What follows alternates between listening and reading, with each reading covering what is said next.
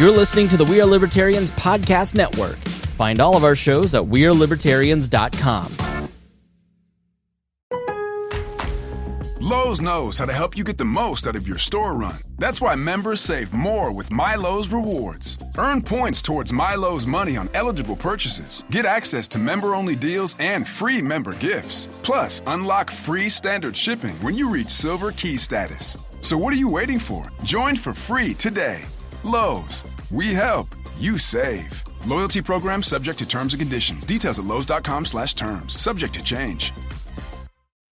You know what's smart? Enjoying a fresh gourmet meal at home that you didn't have to cook. Meet Factor, your loophole in the laws of mealtime. Chef-crafted meals delivered with a tap, ready in just 2 minutes. You know what's even smarter?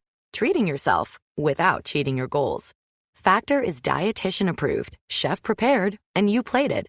Pretty smart, huh? Refresh your routine and eat smart with Factor. Learn more at factormeals.com.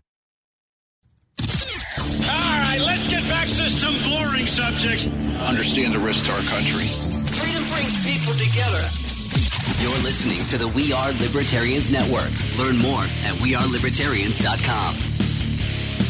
Welcome to We Are Libertarians. It's nice to be back here in the studio with my friend Harry and also our friend Hannah. We'll talk a little bit about what's going on with the Kavanaugh stuff since we missed a lot last week. It was one heck of a week to be on a work vacation.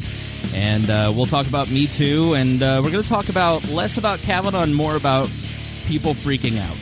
All that is coming up here on We Are Libertarians. Warning, this show is for adults, produced by semi-adults. So the language is sometimes strong and offensive. I don't know what I said.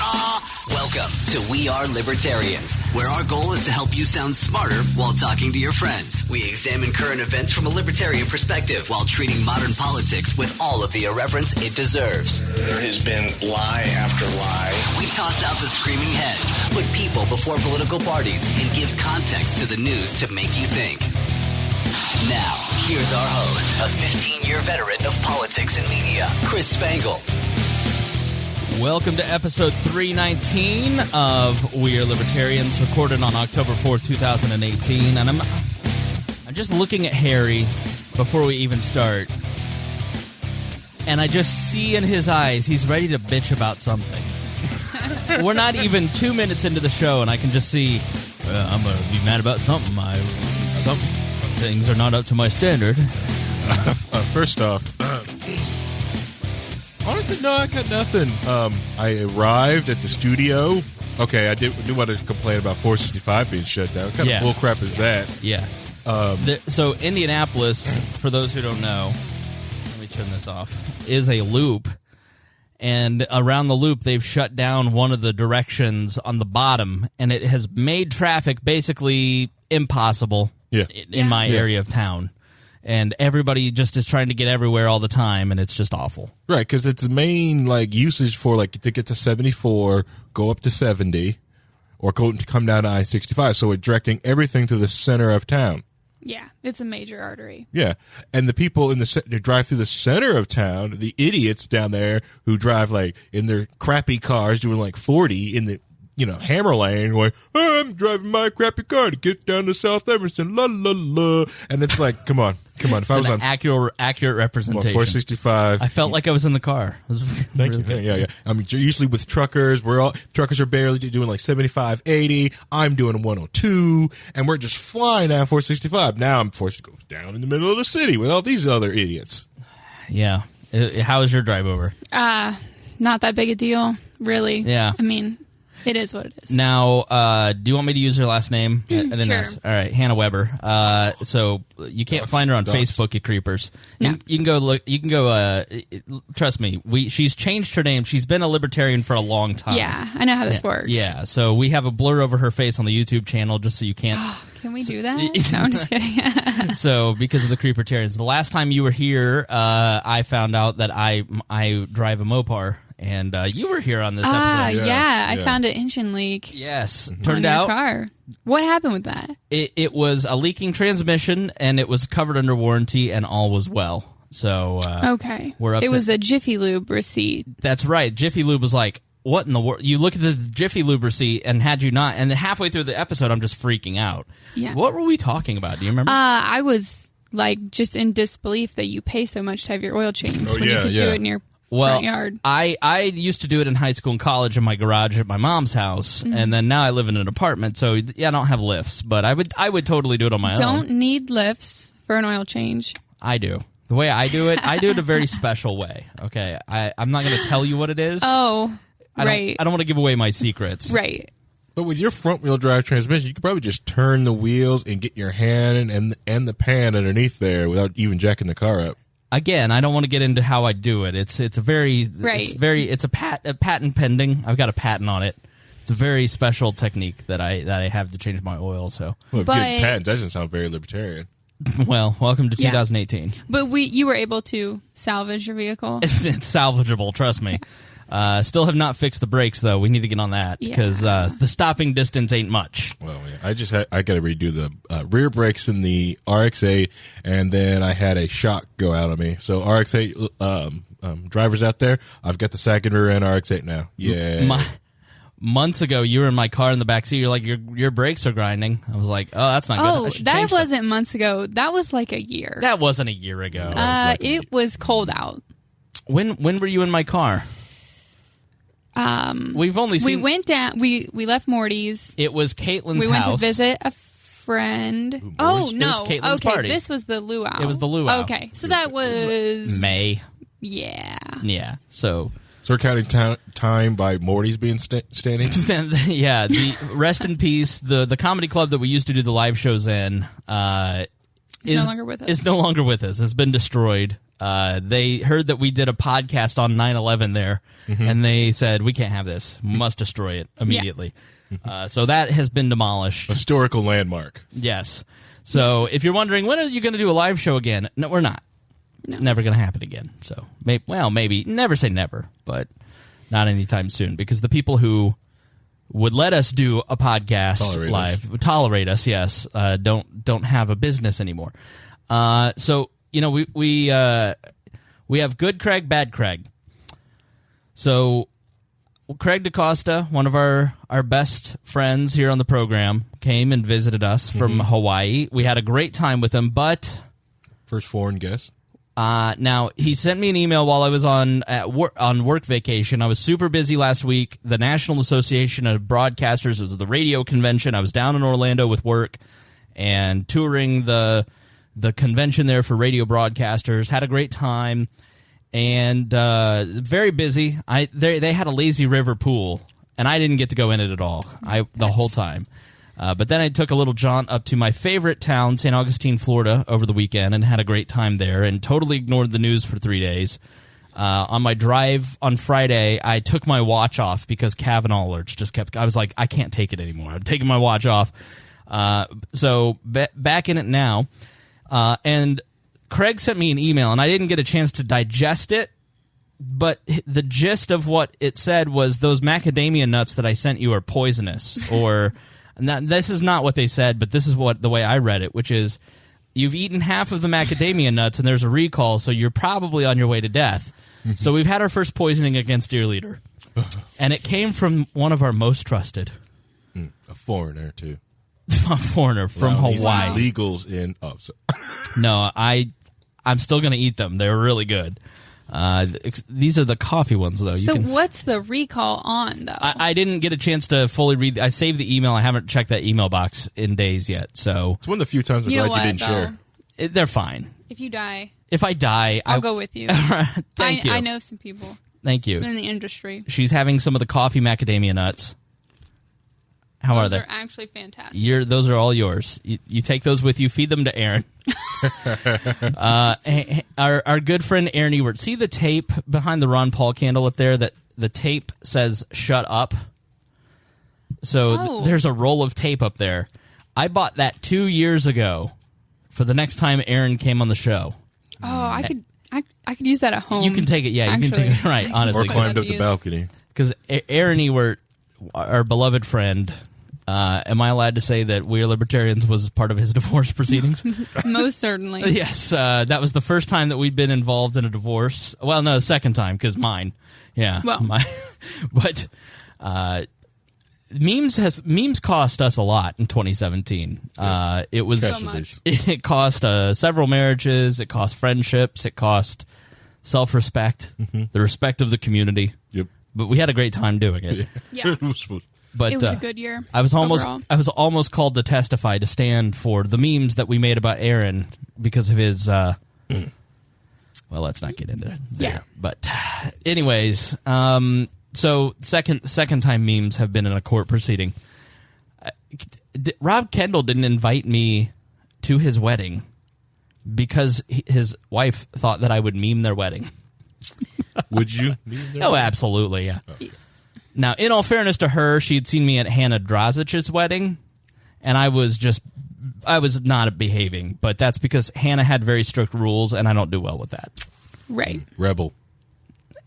Listen, if you're a bride and you're just like, you show up and you have a list of rules for your wedding guests, not gonna go well for you because I'm by nature just an asshole. So yeah, weddings are very strange anyway. Right. Like you put on this gigantic 40-pound dress. Right. Like you do your hair up in a way that you would never normally do your hair. Right. Yep. You've made all of your friends buy a $150 dress you'll never wear again. Never. Yeah. It's not flattering. Just very strange. Very strange. Little children dumping dead plants on the ground. Ring bears. Oh, little so bears strange. walking You down really the- need somebody to hold that for you? Yeah. Like, come on.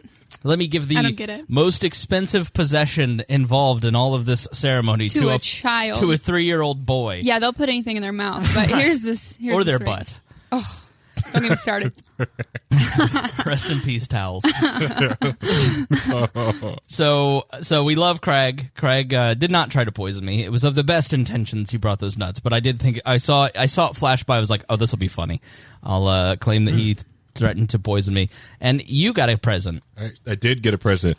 I got sent some Death Wish coffee, which first thing I saw, I was like, where did this come from? He told me, Craig. So thank you very much. The other thing I told Chris was, want to do a 3-hour show? Yeah, because it has like a ton of caffeine in it. Oh yeah. All right. Oh yeah, I could probably do an 8-hour show. Big shout out to Derek Mishu as well. He was extremely generous on my birthday, and I want to thank him for going to our Amazon wish list and sending me birthday presents. It was very nice of him, and so I wanted to thank him on the show here. So let's get started.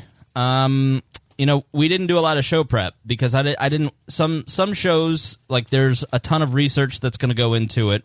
Please put that away. You're distracting me. And you have to bring a ton of facts to it. But right now I feel like we're in this zone with the Kavanaugh story where there's not many facts floating around, and none of this has been devised to find out what the truth exactly is. The FBI investigation was shown to senators today. Jeff Flake and Murkowski both said that it's not Susan Collins and Lisa Murkowski of Alaska. Murkowski said that, and Flake basically said, nah, not much here.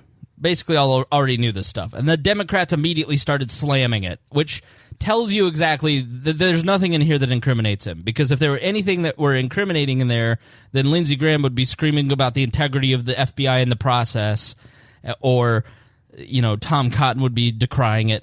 So this was pretty favorable to Kavanaugh, it seems like. They did not interview Kavanaugh or Ford, but they had several hours each under sworn testimony.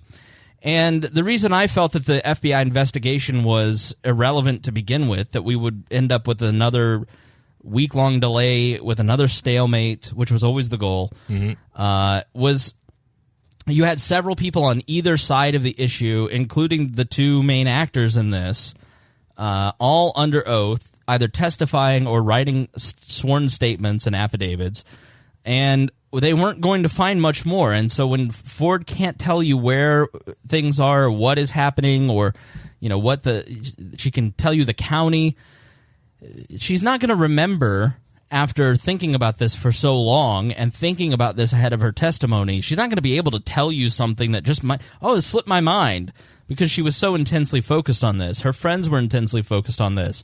He was, his friends, his supporters, the White House, the press, everybody was focused on this. So the FBI doesn't have some sort of magical wand that was ever going to find anything that was even remotely relevant to this, and they didn't. And it wasn't their job to begin with, because the FBI does background checks. There was an FBI investigation into Clarence Thomas in 1991, and that was because it was it was a federal job where the accusations took place. So this wasn't even really under the scope of the FBI. The Senate has investigators who have more powers, as I understand, than the FBI does. So it really was sort of a farce that they delayed it a week, but whatever. Like, it was just another delay. The Democrats, so we'll get to how you guys. I don't know if you watched any of the testimony. I know you were in California, and you probably were like, I don't give a. Did literally. Yeah. So I caught his because I was editing photos for work, so I got to watch his, and then I went back and watched a lot of hers. And I found him to be. I walked away exactly like I knew I was going to see it in the beginning. I believed both of them, and that's the way that this process was always. It was always designed. If you really wanted to get at the truth, and the Senate Republicans who brought in this prosecutor who works with victims of sex crimes, she got to it at the end, which is.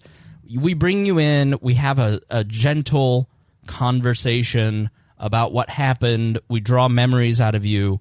This was the absolute worst possible way for a victim of a sex crime to give information about their crime. It was the absolute worst way for any of this to take place. And it was always designed to be that way. Because the Senate Republicans and the Senate Democrats and the parties and everybody in power wants us to be as divided as humanly possible.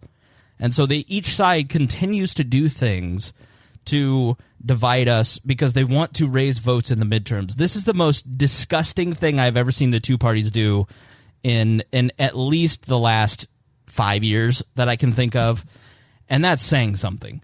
I look at this. I look at it and I go, I think Kavanaugh was telling the truth. I have said it from the beginning. I walked away thinking because I think because I had not heard him speak, I had not seen his side of the story.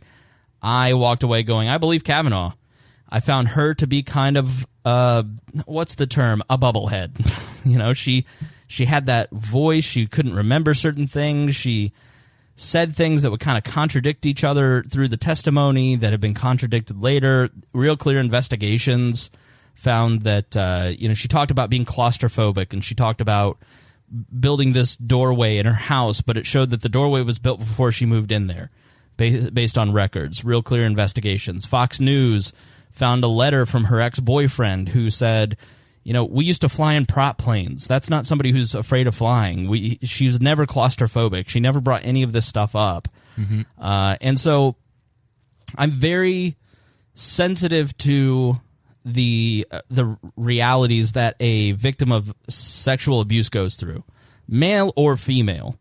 As we talked about in a new project, which I'll talk about in a moment. Apparently men and women suffer sexual abuse at the same rates. Yeah. And men just don't talk about it as much. But if you were watching the news, it is just women who are being abused, and it's being used to divide men and women, and men are just all sexual predators, and women are all just helpless victims. And you need to be pitted against each other and fight instead of having a reasonable conversation about things that are happening. And so that's what we're going to talk about tonight. So to finish up my impressions of it, I walked away disappointed in the way that it all happened over the last 2 weeks, really. But I'm not surprised, because what can we expect from anyone who is an elected official? They do things, they manipulate us, they exploit us to increase their political power. And I think it's worked for the Republicans. I think the Democrats went so over the top at the beginning of this. The Spartacus stuff and Linda Sarsour screaming. that when this stuff came up, it was hard to take it seriously, and so all the conservatives and people who are sympathetic to Republicans ran to his defense, and Democrats then used that to show that Republicans don't care about women, and they've stalled and acted. The Democrats have acted so poorly. Like, she didn't want to be outed, and someone in Anna Eshu's office or Dianne Feinstein's office outed this woman. They compounded the trauma of her sexual abuse. And I genuinely think, watching her, I think something happened to her. I can't say whether or not it was Kavanaugh, because there was no new evidence from that Washington Post article. The only new evidence, the only new data point was her emotions. And that's not, I'm sorry, emotions aren't facts. I found her to be sincere, but not more credible, because she didn't bring more facts. And there's a very distinct difference there. And so if I'm going to judge on the standard of he's innocent unless you can prove that he's guilty, we didn't find out anything new under this testimony or from this FBI investigation. Do I think he should sit on the Supreme Court? Frankly, I'm agnostic about it. He's a pretty dirtball person when it comes to invasions of privacy. He helped write the Patriot Act. He worked for John Ashcroft's office under Bush. He then went on to basically write the opinion that everything that Edward Snowden leaked out was okay under it jived with the Fourth Amendment. He's the one who wrote the legal justification.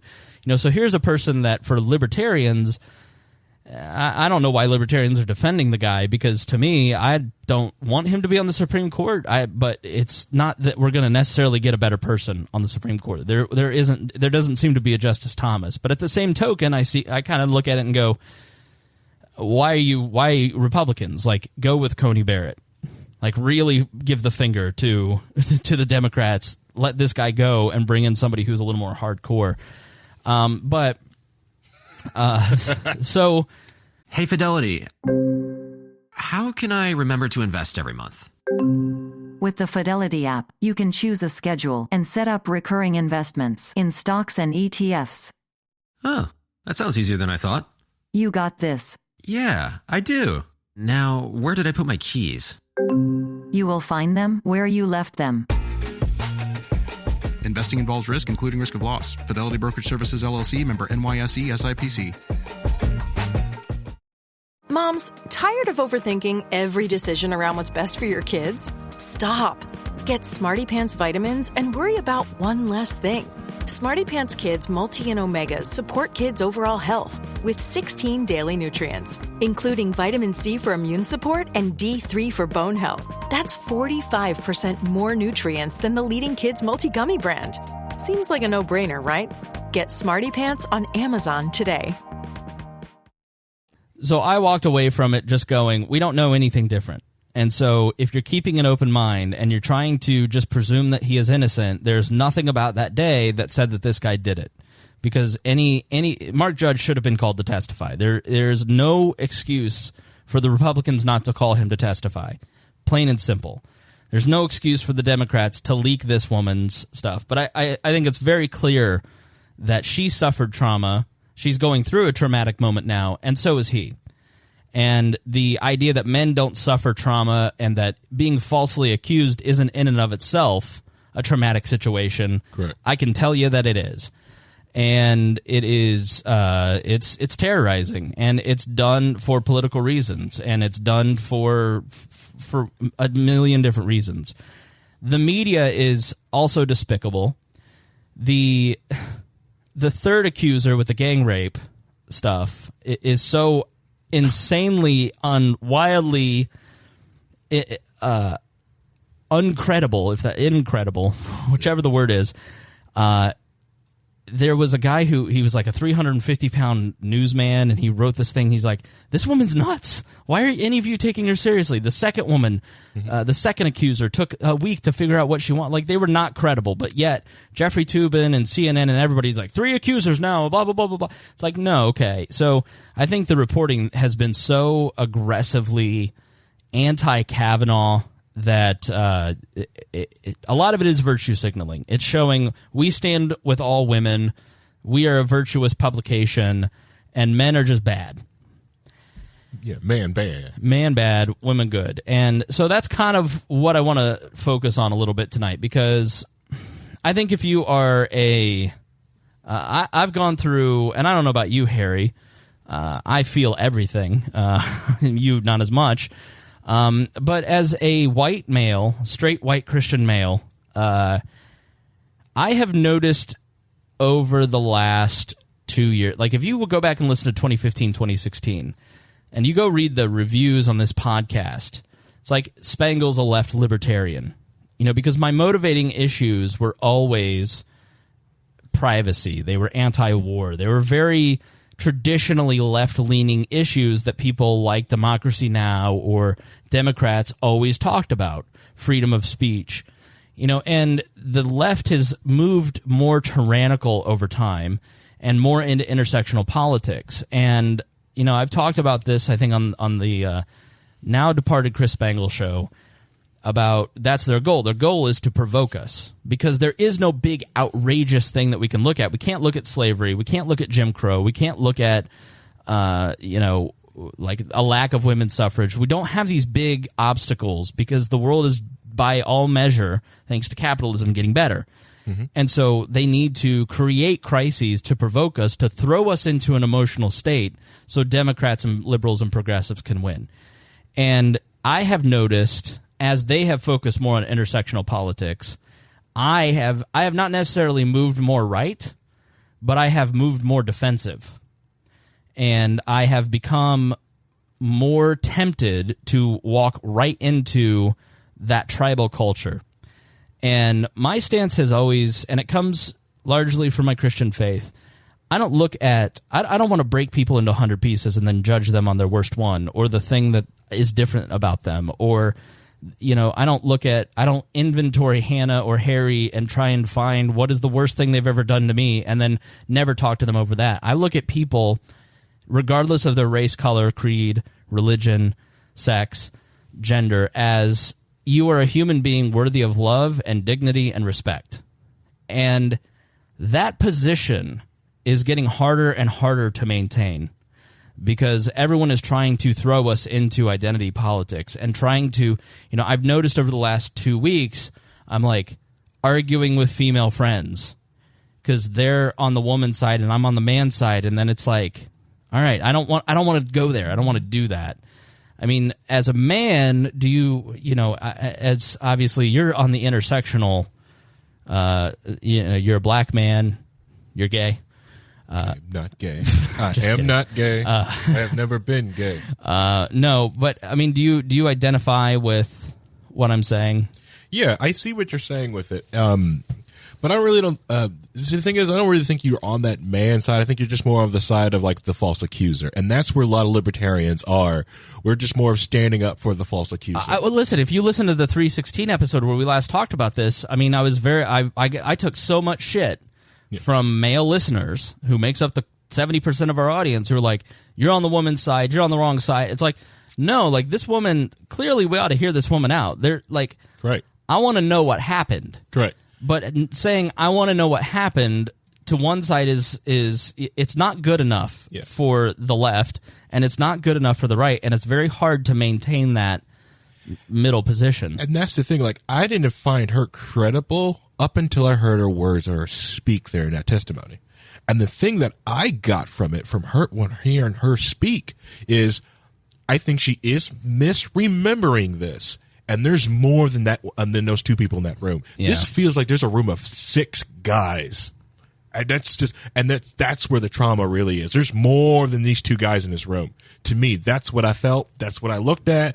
I have no proof on it, but just from listening to that testimony, that's what I felt. Yeah. Like there's laughing. There's all this going on. It's like, wait a minute, there's 2 drunk teenagers doing this? No, this sounds like there's more people in this room. I don't know. It's very intense. And that's another reason why Judge did not want to go testify, because there's probably was more people in that room. There's definitely something here that we don't know. Right. Yeah. Oh, yeah. And we're not going to get to the truth. If that did happen at all. At this point, vote on the guy, because there's nothing else you can do. So I'm trying to include more female voices. And if you didn't listen to 318 with Susan Hogarth and our friend Sarah Brady Wagner, please go listen to it. It was excellent. Sarah did an excellent job hosting that show. And Hanna is one of the smartest people that I know, regardless of her small lady brain. No, Hannah's very bright and has personally impacted me in a lot of ways, because as a man with Me Too going on, I do try to examine my behavior. I do try to understand, okay, how does my presence impact other people? I'm very interested in being a respectful and gentle man, and we had a conversation a couple months ago that really, like, and I don't know if you want to talk about this, but it was you at work.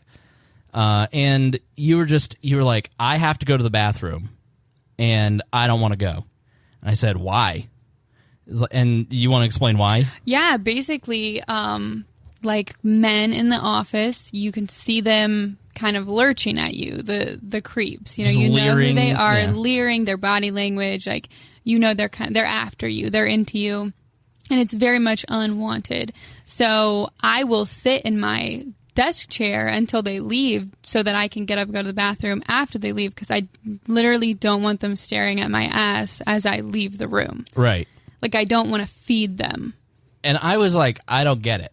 Because as a man, and as a heavy-set man for my entire life... And you got a flat ass. Yeah, I have no ass. No ass whatsoever. Would you like a blanket, by the way? No, I'm fine. Okay. Yeah. All right. And it's not that cold. It's colder than my house. It's 67, not 65. Hold on, you offer her a blanket? Yes, you're a man. Man up. I'm a 68 degrees kind of gal, really, but right, go turn I'll it to suffer 60. through the 1 degree. Go turn it You're up to gonna 60. turn up the temperature for her? No, we can't. No, and I don't believe in What kind of adjusting the bullcrap is thermostat. this? She's a lady. We treat No, her I'm with fine. respect. Whoa, no. I had to suffer like 65-degree temperatures. You wouldn't turn it up. I don't get an offer, but I had to go steal a blanket. Do you believe that thermostat wars are inherently misogynistic? Yes, completely. The 68-degree thing, that's been beaten to me by males. I'm totally joking. Listen, it's easy to get warm. It's hard to get cold. No, it's an economical temperature. No, so I just didn't understand, and I didn't want you to get defensive when we were having this conversation. I genuinely wanted to understand the psychology of it, because, and I want the listeners to understand it too, because it was very helpful for me. I have never in my life felt unsafe. I went on a date last night, and there was never one moment in my brain where I was even considering my safety from anyone, let alone the person I'm on a date with. Most men are dumb for that reason, because as a man, you're in a lot of danger. Absolutely. Most men just don't see it. Sure. Right. The women just see the danger. Yeah, ignorance is bliss, right? Yeah, men just don't see it. I know I'm in, I can tell when I'm in danger. I can feel the danger. Even as a guy, well, you're 6 foot, you know martial arts, you have a gun. Yeah. I have a gun because I see the danger. I feel the danger, and most guys just don't see it. When you take someone back, you're like, hey, look over there, look over here. You see this? That's where that's where you should be scared of. Yeah. Why? Well, because that's where you can't get attacked from. Well, the gun thing always makes me laugh too, because obviously I don't have a gun on me at work. It's a workplace, Right. But I'm in a small office, so it would probably not do me any good to have a gun with me anyway. You have a limited amount of time to react in such a small space, so there really is no equalizer between me and a male in an office place. Yeah. If you had to go hand-to-hand combat, I'm probably going to lose almost every time with a male. Yeah, so I've never been sexualized that I know of, and I've never been in a situation where someone looking at me made me feel unsafe. I mean, obviously I've felt danger. The human animal senses that danger, but my fight or flight or my sense of I'm in danger is triggered, very rarely. Being a 6 foot, 280 pound male, I'm not your first target. Right. I'm slow though. Yeah. I'm not 5'11". I'm 6 foot tall. Shut your mouth. And so, when a man in an office like that, where you really feel like you have no protection or no ability to fight back, what is the psychology? What are the feelings that go on within you? Honestly, at that point, you have to rely on other males in the office. That's really what it comes down to, is you have to rely on somebody else to make sure that, you're safe. Otherwise, there's pretty much nothing. You can remove yourself from the situation. That's it. But basically, the thought behind it is I'm just here trying to do a job. I'm trying to focus, and someone is sexualizing me. Like, I'm not in a sexual situation, so I don't want you to comment on my physical appearance. Like, I don't want to be told I look nice, or I don't want you to, talk about sexual situations, especially when they put me in them, or like ask questions or things like that. So it makes you very much aware of your vulnerability when you are sexualized in a workplace. Or guys, you said guys have created situations where the females end up, you're in situations where they try to make you more vulnerable. Exactly. Yeah.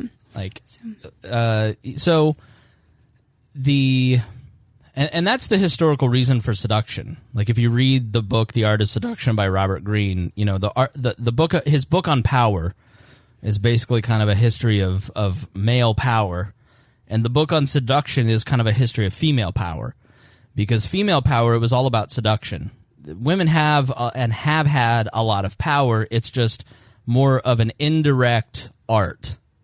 Oh, completely. Yeah. Well, have you ever noticed when a woman is talking about her relationship issues, guys are always like, well, you know what you do, right? You cut them off. Like, that's our only power. That's all you can do. Cut them off.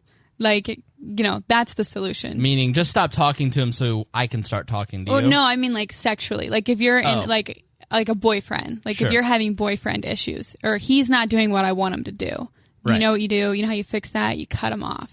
Like, that's always the advice. I've been in relationships. It's probably not happening. I've been married.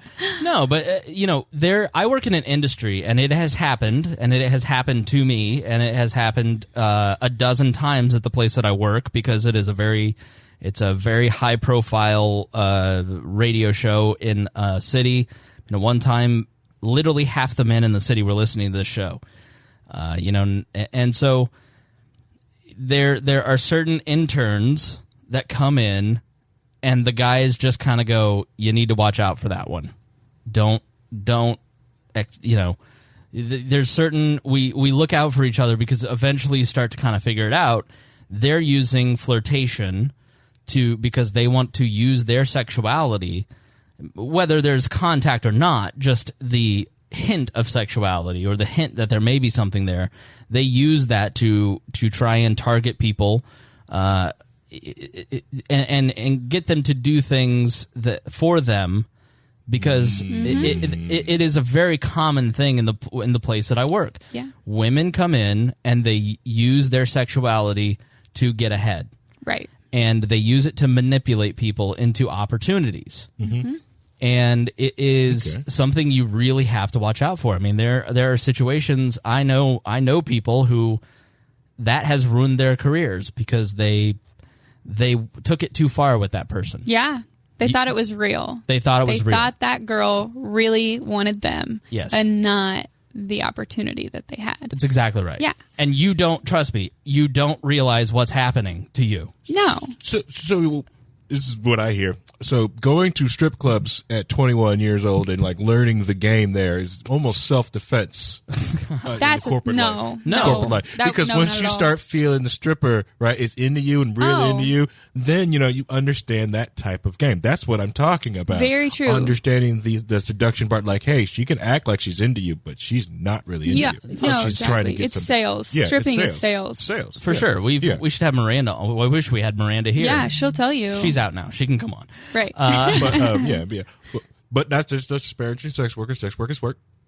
So my point ultimately is that there is a power dynamic at play in both sexes in multiple ways. Hanna is someone who is very intelligent. I think you use your intelligence and your humor to display your best qualities, and you want to get ahead, and that's what you want to be known for in the workplace. Right.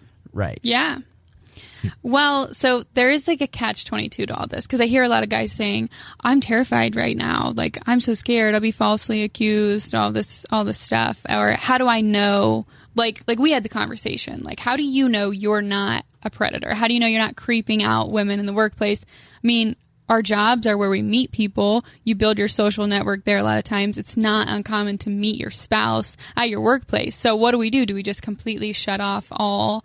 You can never compliment a woman in the workplace. I had this happen 2 days ago. Sorry to interrupt you, which also happens to women a lot. I don't compliment women in the workplace. I did that the other day, and I freaked out for like an hour afterwards because I'm walking out, and as I'm walking out, one of the salespeople from the other side of the building was walking in, and she looked great. And I don't mean this in a sexual way. She just, you could tell she had put a lot of thought into what she was wearing. You know, she had really like put this together. And so, which is, I said, probably the least sexual thing you could say. I didn't intend it this way. It's just, you know, I'm a middle-aged white man at this point. I'm like, that is a nice outfit. You look sharp. And I got in my car and I was like, oh dear God. Oh shit. Fuck. Yeah, career ended. Am I going to come back to, we need to have a conversation about that? Because it was not intended to be anything other. I live my life, I like complimenting people. I feel that people don't get enough compliments, and that was something that this woman had clearly put a lot of thought into her outfit. And I was trying to, but I was like, I panicked. Yeah, I was totally panicked. Like, you don't qualify for the Supreme Court now because of that. No. But here's the catch, and I thought about this a lot when we talked about doing this show about what are the rules, like what advice can I give a guy?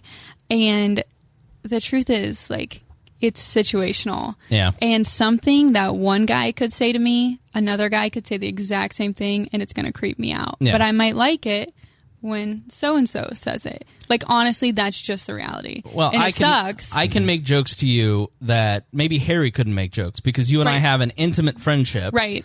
Because we have this group chat, and the group chat has become very friendly and very intimate. Yeah. And you know my intentions in my heart. Yes. You know, and so I can make jokes, and I make jokes that are wildly inappropriate, and I laugh to myself hysterically. Right. And you know, and like, and we have a dark sense of humor. Yes. Like, yeah. But you don't have that same friendship and with I Harry. don't know. I may not know where Harry's intent, what Harry's intent is. But it honestly, to your point, it comes down to physical attraction. Is it a good-looking guy saying something nice? And like you said, power. Right. You know, I may not be as creeped out if a manager says, looking good today, but... Why? Because it could help you get ahead?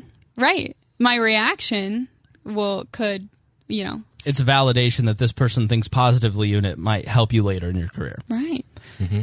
Yeah. And I may not, you know, I may not think anything of it, but have someone else say that to me, a coworker, and then I'm uncomfortable. And I mean, you know, it's not fun to think about it that way, but that is true. And I think that's truth for a lot of females. The other issue too, though, is if we sat down another woman right next to you, she may go, no, if he has power over me, I'm more uncomfortable with it. If it's someone who has no power over me, they can compliment me all day long. Yeah. Right.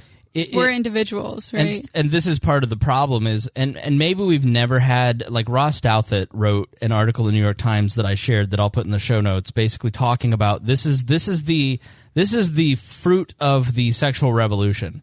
And I've heard Ben Shapiro and some other people talk about this. When 50 years ago, sex was only to be had inside marriage. That was the appropriate place for sex. Now, you could choose to violate that social norm, and maybe there would be pressure around it, but you could violate that norm. And it wasn't you know, like 200 years ago where you're getting an A on your chest, you know, but right. But the default position for sex was inside a marriage, a committed relationship. And then the left comes along with a new set of values and says women can choose to have sex in whatever way they want, whenever they want. Men's sexual default has never changed. If you want to have sex with me, I will say yes, by and large. Like 75% of the women, if they came up to me and Harry, we would have sex with them.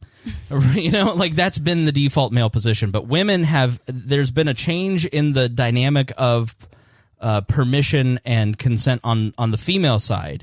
And so as we have said, sex doesn't belong inside marriage.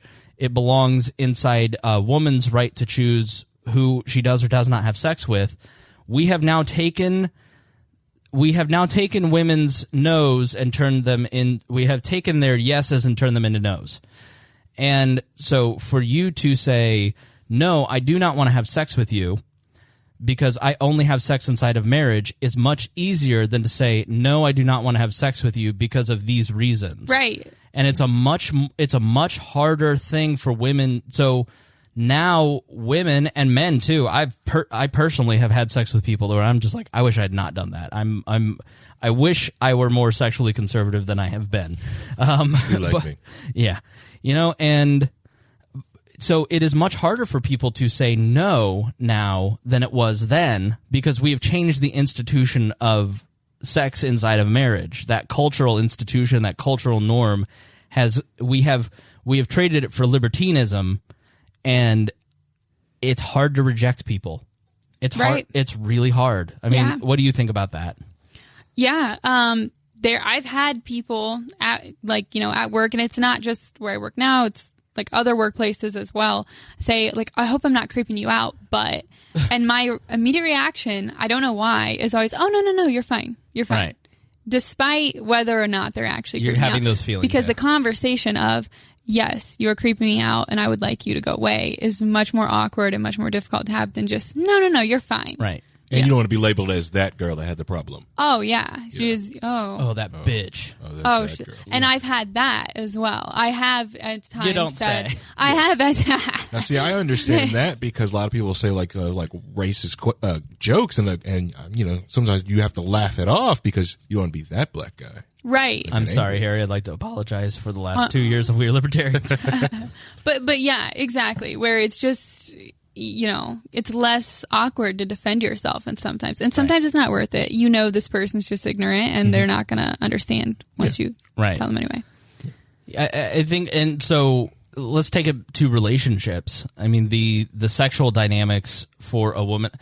I have long said, and this is a little graphic. Okay. This is a little graphic, but I think this is a delineation point for men, and this is something that every man should think about. Because as a man, you do hold a lot of power, and there comes a moment in any sexual encounter where you're on top and you're knocking at the door, and you can choose to do whatever you'd like, or what I always try to do is, are you sure? Take that extra beat of consent and say, and it never ruins the mood or anything, but I will tell you 50% of the time the answer is no, I don't want to. And if you don't ask and you don't give them a safe moment to say yes or no, then you're somebody's regret.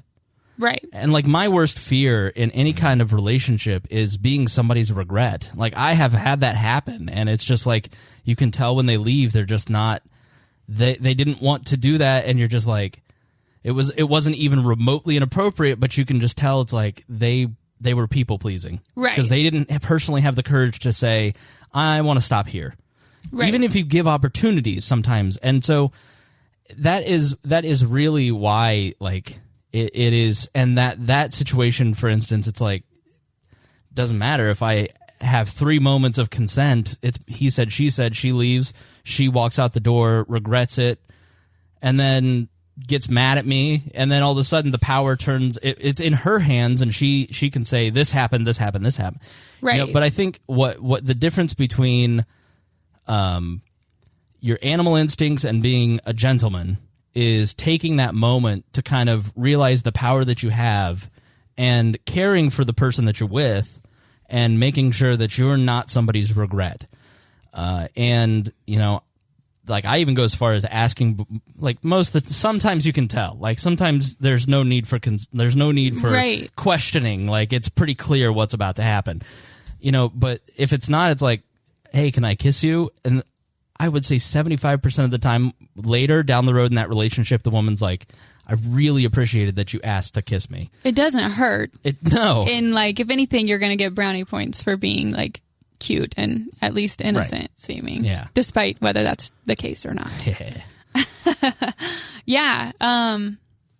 Yeah, I mean, that's true. Luckily, I'm a lot more assertive in my personal life than I am my professional life. So I've never been in that situation where I've had regrets. I mean, I'm usually very assertive and, red hair, by the way. Yeah. So, but yeah, and at that point, you've made someone a victim in their own mind. Like you said, they have power over you. They really, truly are a victim in their own minds. Yeah. Like whether or not, you had the consent, but once you start regretting that, those are now victims. So, I mean, I think it comes down to like understanding body language. Like if you are questioning whether or not you're a predator, learn body language. You know, learn how to read people. 'Cause all right. Okay. Well, I just want to say, like, going back to that conversation of why don't you want to go to the bathroom? Well, because when men leer at me, I feel like I'm a rabbit and they're a wolf. I feel personally unsafe. And I said, how many times a day do you feel that way? And you said, I mean, depending on the day, but yeah, several. I mean, several times a day, a woman will feel like she's hunted. Yeah. You know, like prey. And so I started, like, I really tried to take that in and go, okay, if I'm at the gym, because it's so hard not to look at the butts. The gym. Yeah. That's where you realize that we really are all just animals. Yeah, for sure. That's it. That's the... And so you try to, like, go, okay, I'm going to make sure that I change my behavior so that I am a respectful person. Because even just looking, you don't want to make somebody feel a certain way. And, you know, and it's also depends on how you look. Like, obviously, if somebody walks by, in my opinion, your eye is going to bounce down. It's human nature. It's going to happen. But do you stay there? You know, do you lick your lips? Do you elbow your buddy? Right. And then think of that. Now you have like a herd on you. When that happens, when they're all standing around and they look at each other and they look at you, you know, in my mind, it's like, great, not have to fight 3 of them. Right. You know, that's your animal instinct going, oh no, you know, that's no fun. Yeah. Okay. All right. So, say what you want to say. Back up. Okay. A couple of things. One, humans, we're animals. We're predators. We look at things that move. We move. You're moving. It's moving. Everything's moving. We look at it. We stare at movement. It's what our eyes do. True. Now, granted, I said, there's a difference between looking and leering. Correct. There's a big difference between looking and leering. And then from like sitting there grabbing everybody's, hey, look at this, someone like, look at that. Yeah. Do some guys do that? Yes, they do. Do some women do that? Heck yeah. Yep. I work with predominantly women, and they are worse. I would agree. Worse. Yeah, 100%. Because they think they can get away with it. Anytime somebody thinks they can get away with something, they are worse about it. Stop wearing my tight jeans. Oh. Okay. All right. I moved one thing in my my tight jeans. I like them, you know, it's like that, and I got a comment on my backside. Stop wearing them.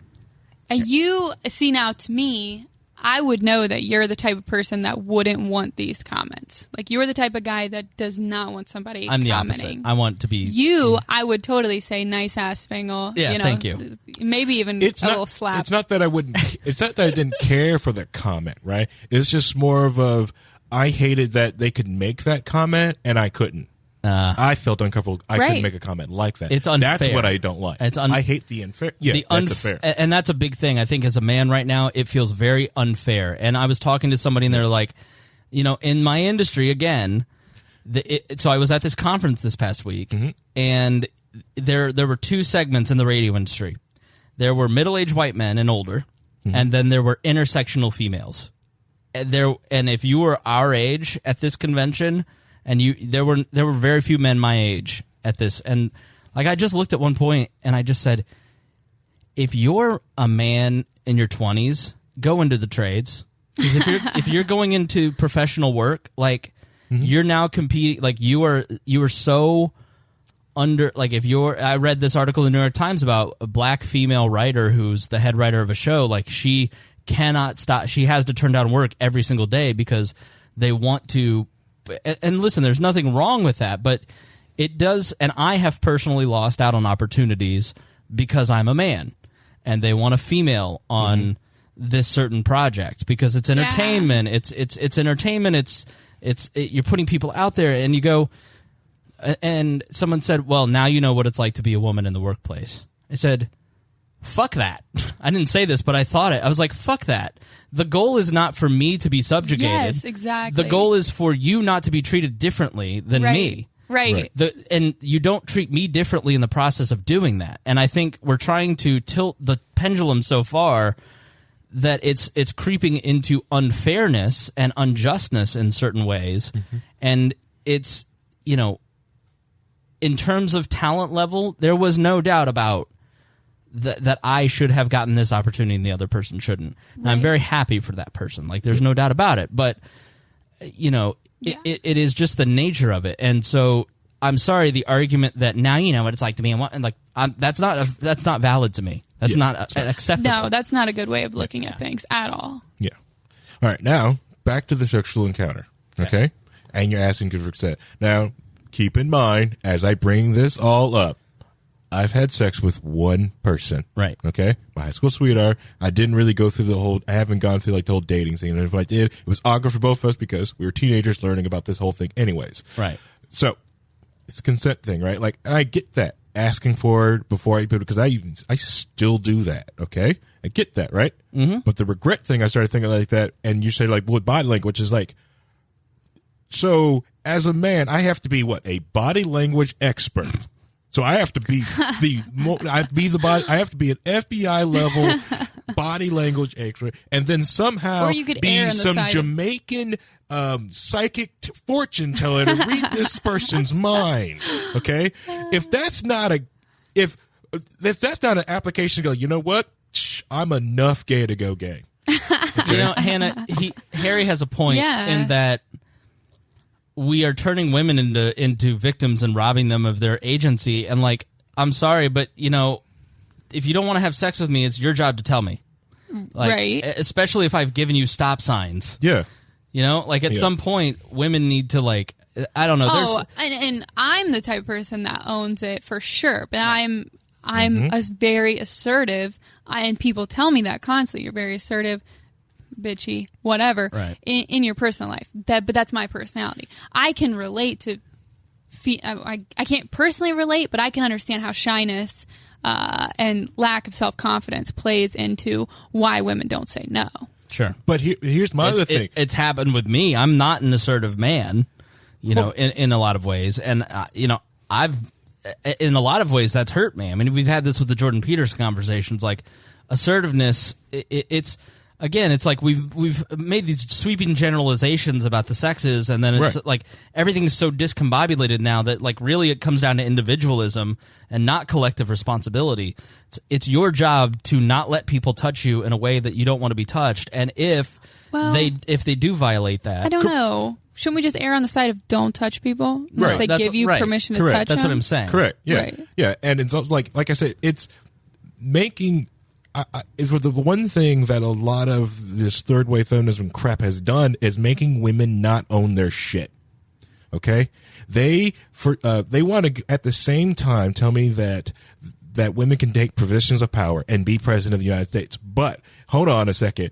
Then if could Putin rape Hillary because she won't say anything, and then my president sitting there getting raped by another superpower? I know I'm being hyper. What just happened here? Hold on. The thing is, right? International relations. I think it's the whole international, but because of the fact that if you're trying to tell me that a woman and in type of account like that won't speak up about their accused or stuff like that, then how does this deal with? How does that juxtapose to any other situation in the workplace or in international relations or any type of position of power? That's where my mind gets stuck sometimes. That happened with Merkel when Putin brought his dogs in. She's terrified of dogs, and he brought in these massive huskies in a meeting with Merkel. But, I mean, that's not a gender thing? Like, I'm not afraid of dogs. I love huskies. It's a power dynamic. You know, that could be with anyone, though. You could find that Trump's afraid of spiders and bring in a bunch of spiders. It's exactly that's not a gender issue. That's the thing I'm saying. Like, and that whole well, all women are sexually assaulted and all stuff like that. That's where I guess well, it takes.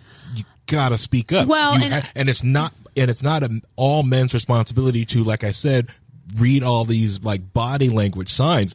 You have to say something, and if you can't, I guess what's going on? Let me translate. Okay. All right. Okay. I know exactly what you mean because it is very confusing. Because women, for instance, want the door held for them, and then 25% look back at you and go, "You think I couldn't do that myself?" Right. And so women have such different standards now, which is fine, but they don't have the same assertiveness of language like men do.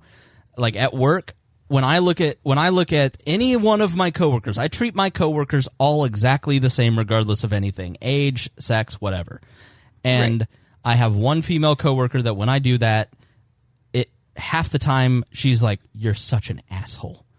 And it's because I say, when I look at Asuke, I go, he reports to me. I go, I need you to edit this video, post this, and do this. Got it. On it.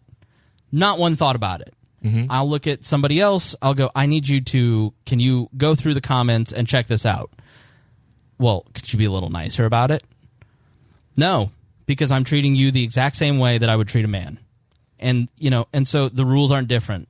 So so what is coming back to men is that if you want us to treat you the same way, if you want us to treat you with respect, we need to have a conversation about it without us being homophobic, misogynistic, blah, blah, blah. It's we don't even want to have the conversation half the time because it just feels like if we had these public conversations, we're just going to get this, we're going to get jumped on. We're going to get piled on. And it's kind of unfair because we can't figure out the rules because of two things. First, that conversation of you're just this way, you're just this way, you're just this way.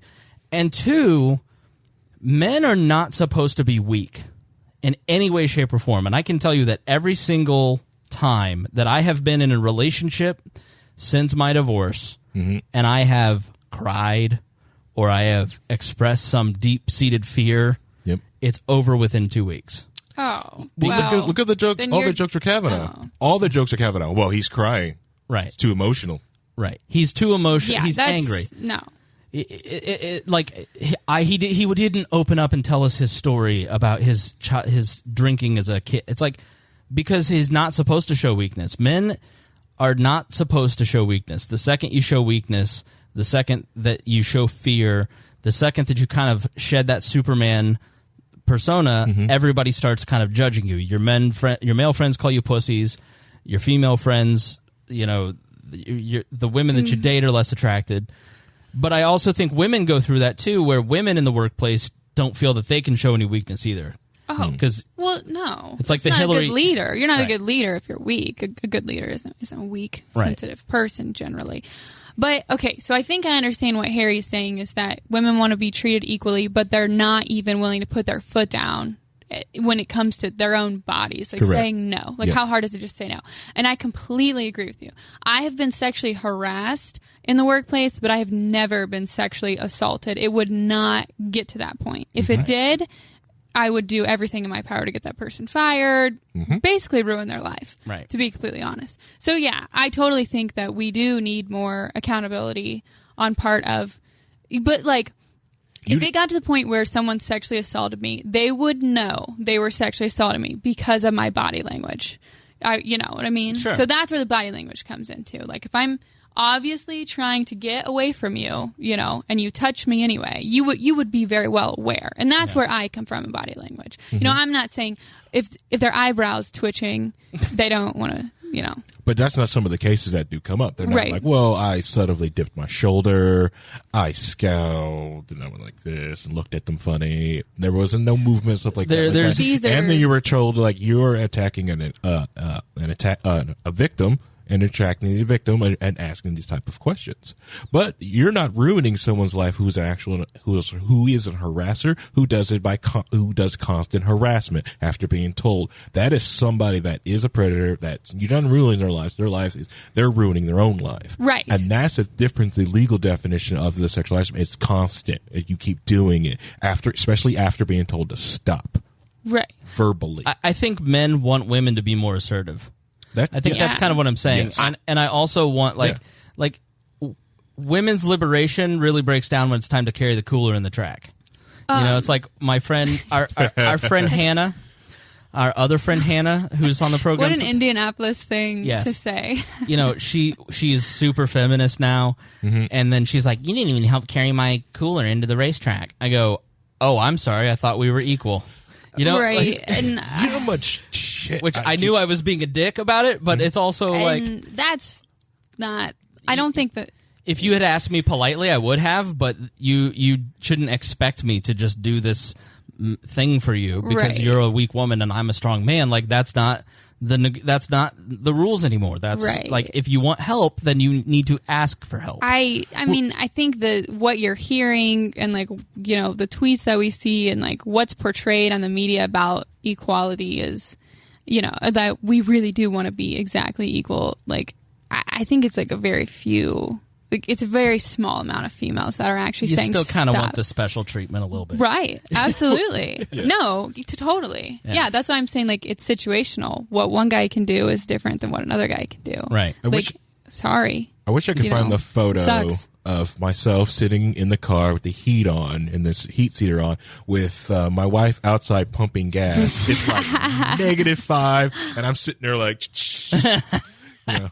But I've ran into problems in my life, like, I mean, being from like a hillbilly background, like I can, work on my own cars to a certain extent. I can do all these things. I like to shoot and hunt and fish. And I've struggled in relationships with like men saying like, well, you're emasculating me if you change your own oil, things like that. So like, so. Yeah, I'm sorry. There's certain men want. Like, I think men don't really want us to be equal either because they get enjoyment. They feel important when they get to do things that women don't do. Right. Or like it makes you feel good when you hold the door or whatever. Right. Like, so do we really want that level of equality? No, I think we just want, I think one thing that we could take away is just that people are individuals, not collectives. Right. Exactly right. Because that one thing is... Lacey opens the door for me. Yeah. She opens the door for me. Why not? She opens the door. Well, you're pampered as fuck. You can't even argue. Speechless. There's no arguing. You're the only co-host with a contract. Mister, I don't answer any messages. I don't return your replies. I return your replies. Barely. If they're, no. had to say something. No, you don't. Change the subject. No. Yeah, and men have different rules, and that's what it comes down to. Is like men, I treat different women different. Like you and I are bros, right? Like me and Caitlin, we're bros. Like right. There's a different dynamic between me and another friend that I may be interested in dating, or if there's a person that is, like it just there. Every person has different roles with different and people, that's what I mean by body language, right. and like no. Stay in your lane. Yeah. Like, know where the limits lie. Because they're different. The limits are going to be different for everyone. Like, and I struggle with this because, you always have people who are closer to you in the workplace. Or, like, you probably have girls at work that you could say whatever you wanted to. Absolutely. Yeah. Like, Grace is my little sister. Like, she and I are best friends. We're like brother and sister. We don't say anything. So in that situation, like, I have guys who can come in and just say whatever they want. I'm going to laugh. I think it's hilarious. Right. And then what sucks is other people see that and think that they can partake in it. Yes. And then instantly I'm like, no, you're a predator. But it's not fair because he just saw another guy say the same thing. So and it sucks, but that is how I feel. Well, that's where reason has to kick in. Right. And this is, I really feel like what we're missing is everybody's so emotional. Like, I'm sorry, and this may be offensive. I'm the first person to speak up and say, women go through a lot of trauma and it's very bad, and we need to, like, if you're married to a woman, it is not her wifely duty to fuck you if she doesn't want to fuck you. Like there are little things like that we still have guys our age who think that way. Right. Like, those things are wrong. But at the same time, I'm not going to argue your sexual trauma as if that is a relevant data point in whether or not this guy should be confirmed to the Supreme Court. You weaponizing your personal story that I can't argue with unless I look like an asshole is not a relevant argument. It's not an argument that I'm not. In fact, I'm to the point where I'm like, I'm sorry that happened to you, but that's not relevant to the discussion. And you should see the way that I get, like, it's World War III, and that's what it's designed to do. Yeah. I'm sorry, your personal story, it's like Connie Chung saying, I know what it was like, Dr. Blasey Ford. I was sexually molested by my doctor at 20. Like, okay, well, so because you were molested and a lot of other women are molested or raped, and Blasey Ford feels that she went through this, that somehow collectively Judge Kavanaugh has done that, and he's, I'm sorry, that's all bullshit. That's emotional appeals that we're going to throw out immediately. And what separates us from animals is reason. The ability to look at that situation and you to say, you're not allowed to say that to me. Okay, step back from that and let's examine this. Here's the situation. I was joking. He thought he could get in on it. He means no harm. Move on. that's that little piece of reason where you can take that individual situation, step back and examine it. That's what separates you from animals. And I feel that there are a lot of people just engaging in animalistic behavior and just screeching because they're not stepping back and reasoning through any of this. Correct, yeah. And you also understand that because also those people are doing that is because you do go to work, you meet these people all the time. You're slowly but surely forming that tribal mentality with all these people. So all of them are trying to get in on that that main clique. Right. So that's what's forming there in that group. So like you watch people moving in and trying to just like, we just got a new hire this week and I watched him try, he's slowly cracking jokes now.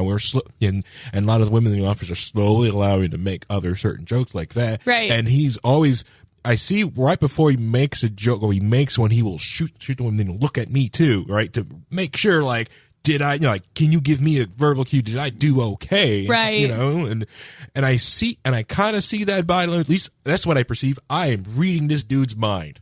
Yeah. I have no idea if he's really doing that or not. Could be, could be not. I don't know.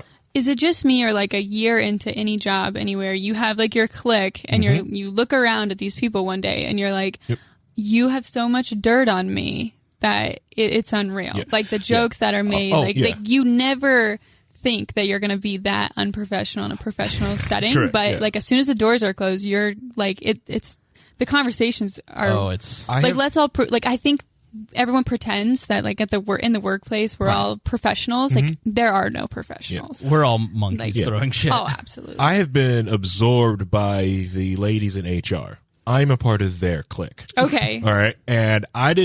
And how I really found out, right? I was a part of their clique when they were like, hey, let's go to breakfast, right? I was like, cool, let's go to breakfast. And they sit there and they start ordering mimosas. Like, oh, I'm so glad, ladies, we decided to take this day. Evie. And I'm sitting there like drinking my coffee. I'm like, well, I'm one of the girls now. It's where I'm at now. You're a middle-aged white woman. And then I sat there at the table. I was like, Harry really is a middle-aged white woman. And I should have said like, hey, I'm a guy here at this table. Then my brain goes, then I'll just be that guy or just like the lady goes like, hey, I'm not a guy. And so I just had to just sit there, just take it, drink my coffee. Yeah. No, I mean, people make the mistake, and this comes down to sort of what Thomas Sowell identified in his book, A Conflict of Visions, that it boils down to two worldviews. The conservative worldview, of which I would consider myself, is that there are just limits to humanity, that there are rules in the universe, there's rules within human nature, and you have to identify those rules, and then everybody kind of needs to agree to this is how humans work and how we operate, and we need to define things according to this. And then there's the other group of people who think that there's unconstrained potential within the human race and that anything is achievable if we just centrally plan it enough. And I think that's why you see within the libertarian movement, you see those two strains kind of fighting with each other a lot of times. I'm very much a person who comes from more of that conservative mindset of, and it stems from my Christian faith, that there's just, and my interest in evolutionary psychology. Like, we're the same animals as 10,000 years ago before human history was even written. Evolutionarily, there's not that much time between us and the first writings of humans. And so we're the same people who were on the plains traveling in small packs of people, and we find meaning. I find meaning in the group chat that I'm in with Hannah. Right. Having that tight group of 5 or 6 males and females, and we share each other, and We Are Libertarians has been that for us over the years. It has given us that meaning because we have people who, Harry and I couldn't be more different people in a lot of ways, but there's that mutual love and respect between the two of us around that common shared interest and contract and the group dynamics between us. It's like, and it's the same with work. That's our little work tribe, and then we have our home tribe, and then we have this tribe, and we move in and out of these little tribes all day long. But then the problem with society today is that we're trying to put too much on the human software that is the mind. We're trying to fit too much pressure we're trying to create a tribe of 360 million people, or we're trying to create a tribe of all men, or we're trying to create a tribe of Republicans, and it's too much. And that's why libertarianism is the only workable political philosophy, because what it does is it shrinks government, which is tribal warfare by a different name. It shrinks it down to a manageable level. And so when you erase these massive structures above us that are trying to rule us, and you get it down to just these small groups of people that you can know every person in the tribe, it is perfectly compatible with the human brain. It is perfectly compatible. And so, well, how will we deal with this? There will be less crime. There will be more prosperity. There will be less tensions. There will always be rapists. There will always be murders. There will always be defects in that software. There will always be a virus in the mind of people, and so, but the way to deal with people on a smaller level is much easier a lot of times, especially if you've agreed on the rules from the outset. And so that's why libertarianism this philosophy is the only one that is workable with the human experience. And so we find meaning in these tribes, and we're trying to do too much right now. And so that's why when you get on Facebook, which is completely geared to read Jonathan Haidt's book about why politics and religion divide us, The Righteous Mind. And it's basically saying you're just immediately like, you see it and it flips something in your brain and you're like, like a monkey, like screaming at the zoo as, the monkey flies up in front of the people and then just starts throwing his shit at the window. It's like that's how we're acting on Facebook. Oh, yeah. Because it's the part of our brain that is just like, you're just immediately like defend. I mean, and that's so triggered. Yeah. Triggered it's a great word, but it's so true. That's what's happening. Yeah. And so that's why nothing on Facebook actually changes your mind. You're not in a place where you're in a safe setting. The reason that this podcast is so effective in changing the way that people think is because we invite you into our tribe. We say, hey, come hang out with us. Join us. This is a safe place for you to hear a bunch of differing opinions. You may agree or not agree, but at the end of the day, we're all still friends. And so you kind of step into our little tribe. Right. As opposed to a lone distant voice in the wilderness screaming at you, this is what you ought to do and how you need to live your life, which is less effective. So the point is that we have people who have an incorrect view of how humanity can operate. It's why I'm inherently against progressives. You cannot legislate the fundamental issues of the human heart. Like you cannot legislate away murder or rape, or you can't shame rape out of people. You can change behavior with shame and guilt, but that will only take you so far before they get resentful and then they, bam, start fighting you back. Persuasion without force, because in my mind, shame and guilt, you weaponizing it and using it as a political tool is it's I'm not going to say it's a violation of the non-aggression principle, but it's definitely not an appropriate way to get people to change their behavior. Manipulating people and making them feel scared is not a really good way. It's a great way to actually get them to do what you want, but if you want to have lasting change and have people be better people, it's a terrible way to do it. You have to persuade people to live better lives. And you have to have people on like Hanna to say, here's how I feel as a human being when I'm leered at. And then you go, wow, okay, well, I'm an empathetic animal, and I don't want to have my presence project that sentiment onto you. I don't want you to feel that way. I want you to be happy and safe, and that's how you persuade people. It's not by going, if you look at Hanna and you look at her ass and you leer, then you are a horrific human being. You are a disgusting excuse for a man. Like that, right? That is contradictory to how you actually change people, right? And when the Me Too hashtag first started, I thought this is a really good idea. Like it's going to show the magnitude of the situation, and then it got so derailed and became man-hating. Yeah, and like you say, it's not just an issue. It's not just an issue that females face. Men also face harassment in the workplace. Yeah. So then. And then what I really hated about the Me Too thing was the hashtag how I will change. Did anyone see this? No. Where men were encouraged to hashtag how they will change. Right. Like hashtag how I will change. Like what you will do differently. That's constructive. Yeah, or white knighting, and projecting. And to me, it's like the men who are willing to hashtag how I will change are not the men that need to change. That's true. Like the men who are asking the question, how do I not become a predator? Like they're probably not the ones that are the predators. Like, and that's been my experience so far. It's like anyone who has said, I'm so worried now, like, there's no due process and it's a witch hunt and you have to prove your innocence now and everything. Like, Donald Trump Jr. saying that he's more worried about his son, which is ridiculous, but he's more worried about his son than his daughter when it comes to, like, this. Did you see that tweet? Yeah. Basically, he was interviewed and he said, "Are you more worried for your son or your daughter?" And he said, "Right now, my son." He's not wrong. No, I think there is very much it's being abused. And Melissa Donaghy, I'll name her, is a person who has claimed for a year to 2 years now that I sexually harassed her because one of our friends made a meme that called her, it was a Jurassic Park meme, only the C word was used instead of park, and she claimed that was me sexually harassing her. When I didn't make the meme, I didn't send the meme to her.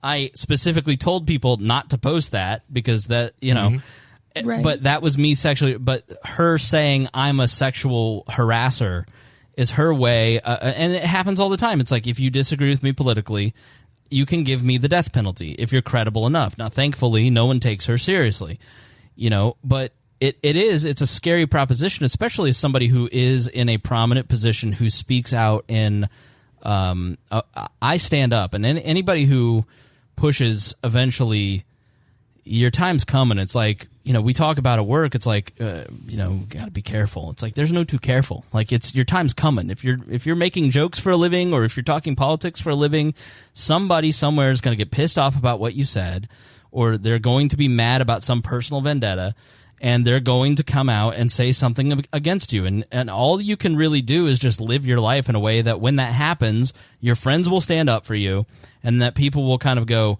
yeah, it doesn't seem like him. And like, by all accounts, that's what's happened with Kavanaugh. Like, he's lived a life that doesn't seem like trust me, I've worked with a lot of scumbags. Mm-hmm. Like, I'm thinking of one in particular right now. Yeah, me too. Yeah, and so when that guy's time comes, there's going to be a lot of people going, yeah, makes total sense, because he's a total ass bag. But yeah. So, like, back to Harry's point about basically accountability with females, accountability to say no and step up and stand up for yourself.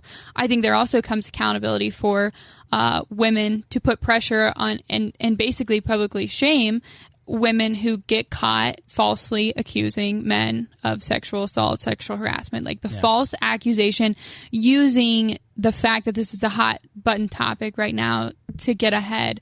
Misuse of the Me Too hashtag. Right. I mean, it's unacceptable. Women go through divorces and they'll throw out restraining or try to, request restraining orders for sexual assault and this and that, just because they want, more rights to the children, or they want their house that they're living in. Mm-hmm. It's unacceptable. If you've listened to Amanda's story, you hear what judges see on a daily basis. And so when a perfectly reasonable man comes in with a perfectly reasonable divorce, and they try to use that bullshit of he's abusive, they like, my ex-wife claimed, and I'm sorry, we're friends now, but she did claim to a few friends in the heat of the moment, which she's apologized for now, in the heat of the moment, that we broke up because I abused her. She didn't specify what the abuse was. Right. The three friends that she said it to literally laughed in her face. Right. Because they know me and I'm Winnie the Pooh. Like, okay, yes, he hit you. Okay, right. He's never hit a thing in his life. Right. That's true, but it's unacceptable. I mean, honestly, we should ostracize them. Yeah. Like, how dare you? Like, you're basically spitting in the face of all the true victims, all the real victims. You're bogging down our court systems with these bullshit claims. Mm-hmm. It's unacceptable. Yeah. Yep. And we don't see enough of that. Now, from what I've seen, and of course this is like from Vice articles and stuff, so take it, but it's like 2% of women, like 2% of the sexual assault claims are proven to be false. It's anywhere from 2 to 10%. That's what I've seen. Yeah, in court records. Yeah, yeah, of like. But true. having had a couple women say things about me that are completely false, right? That literally, one happened recently where I'll just sue the person for defamation, like I just will, because it's completely defamatory, and like, but it doesn't matter. It's like, who's going to tell that person that they're being inappropriate, right? Who's going to right? We need to. We should be. We should be. And there's two things that crazy women do. Hold on. My point was, but I'm never going to take them to court. Like I'm never Exactly. like Melissa Donaghy. I've said I will sue you for defamation. Like you're claiming something that is false. You're meeting all 3 criteria of defamation. I can take you to court for this. I'm never going to take her to court because she's not a credible person, right? But it is using court records saying falsely accused 2 to 10%. It's like. Yeah, but that's only the ones that were very few of those go to right. Yeah, most. Yeah. If you go through a divorce, trust me, you will go through this process of being falsely accused by your ex-wife. Yep, it's every single one. Yeah, every single time. Yeah. So I'm sorry, I interrupted. Well, it's like it becomes like 2 things that I really can't stand that crazy women do is like the fake a pregnancy real quick to get you back immediately. Yep. Been and there. Right. Yep. And then when that doesn't work, or instead of using that line of attack, we'll say, well, we broke up. Like, you're allowed to break up with people. Right. People are allowed to break up with you. You don't need an excuse. You don't need a reason to get a divorce. If your religion requires that you have a reason to get a divorce, like maybe you should consider a different religion. Yeah. Like, I don't know. But and then comes the, well, he beat me, that's why I'm leaving. And those are unacceptable excuses. Yeah. Because we have no 4 divorces. All right, so so it was I can't remember that comedian's. He made a joke. He's the guy that's Ariana Grande's boyfriend. Pete Dominic. Yeah, whatever. He's getting ready to go. He's going to go to the backseat of history for being Ariana Grande's husband in a bit. But he made a joke about switching out her birth control for Tic Tacs. It's this way he can. He made a joke about it, but he does dark humor. But he made a joke about it this way. Because she is more popular, she's going to continue to be more popular and make more money over time. So he's like, I'm going to trap her this way and get, so she'll be pregnant with and have to be with him. And these women lashed out on him, and he's doing all this, da da da da da. But there's jokes about that all the time. Oh, about women doing putting holes in the NBA players' condoms, right? Yeah. And there's still some of the people out there of guys who are out there paying child support right now because the woman said I was on the pill and they did, yet they were, and that they still have to pay child support for that. But that's not considered abuse. Do you remember even though they were lied to? Oh, it totally is. It totally is. I understand what you're saying is for some reason women aren't shamed, but no, that's total manipulation. It just happens in regular life. Do you remember the girl that I dated last winter? Yeah, no, I checked her Facebook around September, and it was very clear she was ready to be pregnant. Yeah, and was like. And I was like, okay, and then didn't do anything about it, and I was like, okay, this is done. Like you're trying to get pregnant, and I'm not willing to get you pregnant. I mean, it happens to regular people all the time. It's just I'm sorry, your baby fever is that crazy, but I got a friend who is a girl. Got her really drunk. We get drunk together all the time. All right, I like where this is going. Locker room talk. High five, Hannah. Yeah, she gets very dirty, but I don't. I'm above that. But she was, she told me that sometimes she accidentally forgets her birth control because she really wants a kid. Yeah, and I'm like, just tell him, okay, or just come up to it. It's like I know your boyfriend. He enjoys taking and playing with my daughter. If you talk to them, like maybe this is a step you need to have, but entrapping him like this and doing stuff like this, you will not. If you think this, you will hurt that child because the chances are you're sick of staying together through that kid 18. That's a coin flip at that point. Yeah, because he will feel lied to. Oh, for sure. I saw a young, 18-year-old female friend of mine. She shared this meme basically making fun of men and their fears. And I just thought, if I shared a meme about sexual assault, you'd be the first person to be mad about it. To me, it was kind of in poor taste because everything that was, let me see if I can find it. But this reminds me, my healthcare teacher told me the survival tactics for high school, for going to college. One, don't be alone with white women. The other one was, think about getting the. Did you say don't be alone with white women? She's told me do not be alone with white. All the room full of black guys. Do not be alone with white women. Your mom said this to you? No, this is the sex ed teacher at my school. To all the black guys, do not be alone with white women. Do not do it. Where'd you go to school? I went to Northwest. Trust me. Public school. Harry was not a minority at Northwest. No. Okay. It's the best advice someone ever gave me. Miranda went to Northwest. Okay. Enough said. How dare you? It was a very, very prestigious school. They've obviously made some legends. It's closed down. How dare you? It just recently closed down. Anyways, what's the other one? Was to think about taking the bullets out of the gun, if you say, so freezing some sperm and getting a step and just this way you cannot getting a vasectomy? Yeah. I couldn't think of the word. All right, thank you. Yeah. I was... Yeah. I'll just leave that one alone. Continue. I was like, it's the low-hanging fruit there. Is she going to say it? It's your funniest joke ever, but you can't say it. No. What? Nothing. We'll tell you off air. Nah. No, so this is the meme. Sexual assault hysteria is taking over. False accusations can happen to anyone. How you can protect yourself from unfounded sex crime allegations. Use the buddy system. Ensure that you always have an alibi. Bring a trusted friend everywhere you go. Yes, even to the bathroom. Mm-hmm. Don't go alone after dark. You might be mistaken for a rapist. If you're out at night, keep to a well-lighted path where everyone can see you're not raping anybody.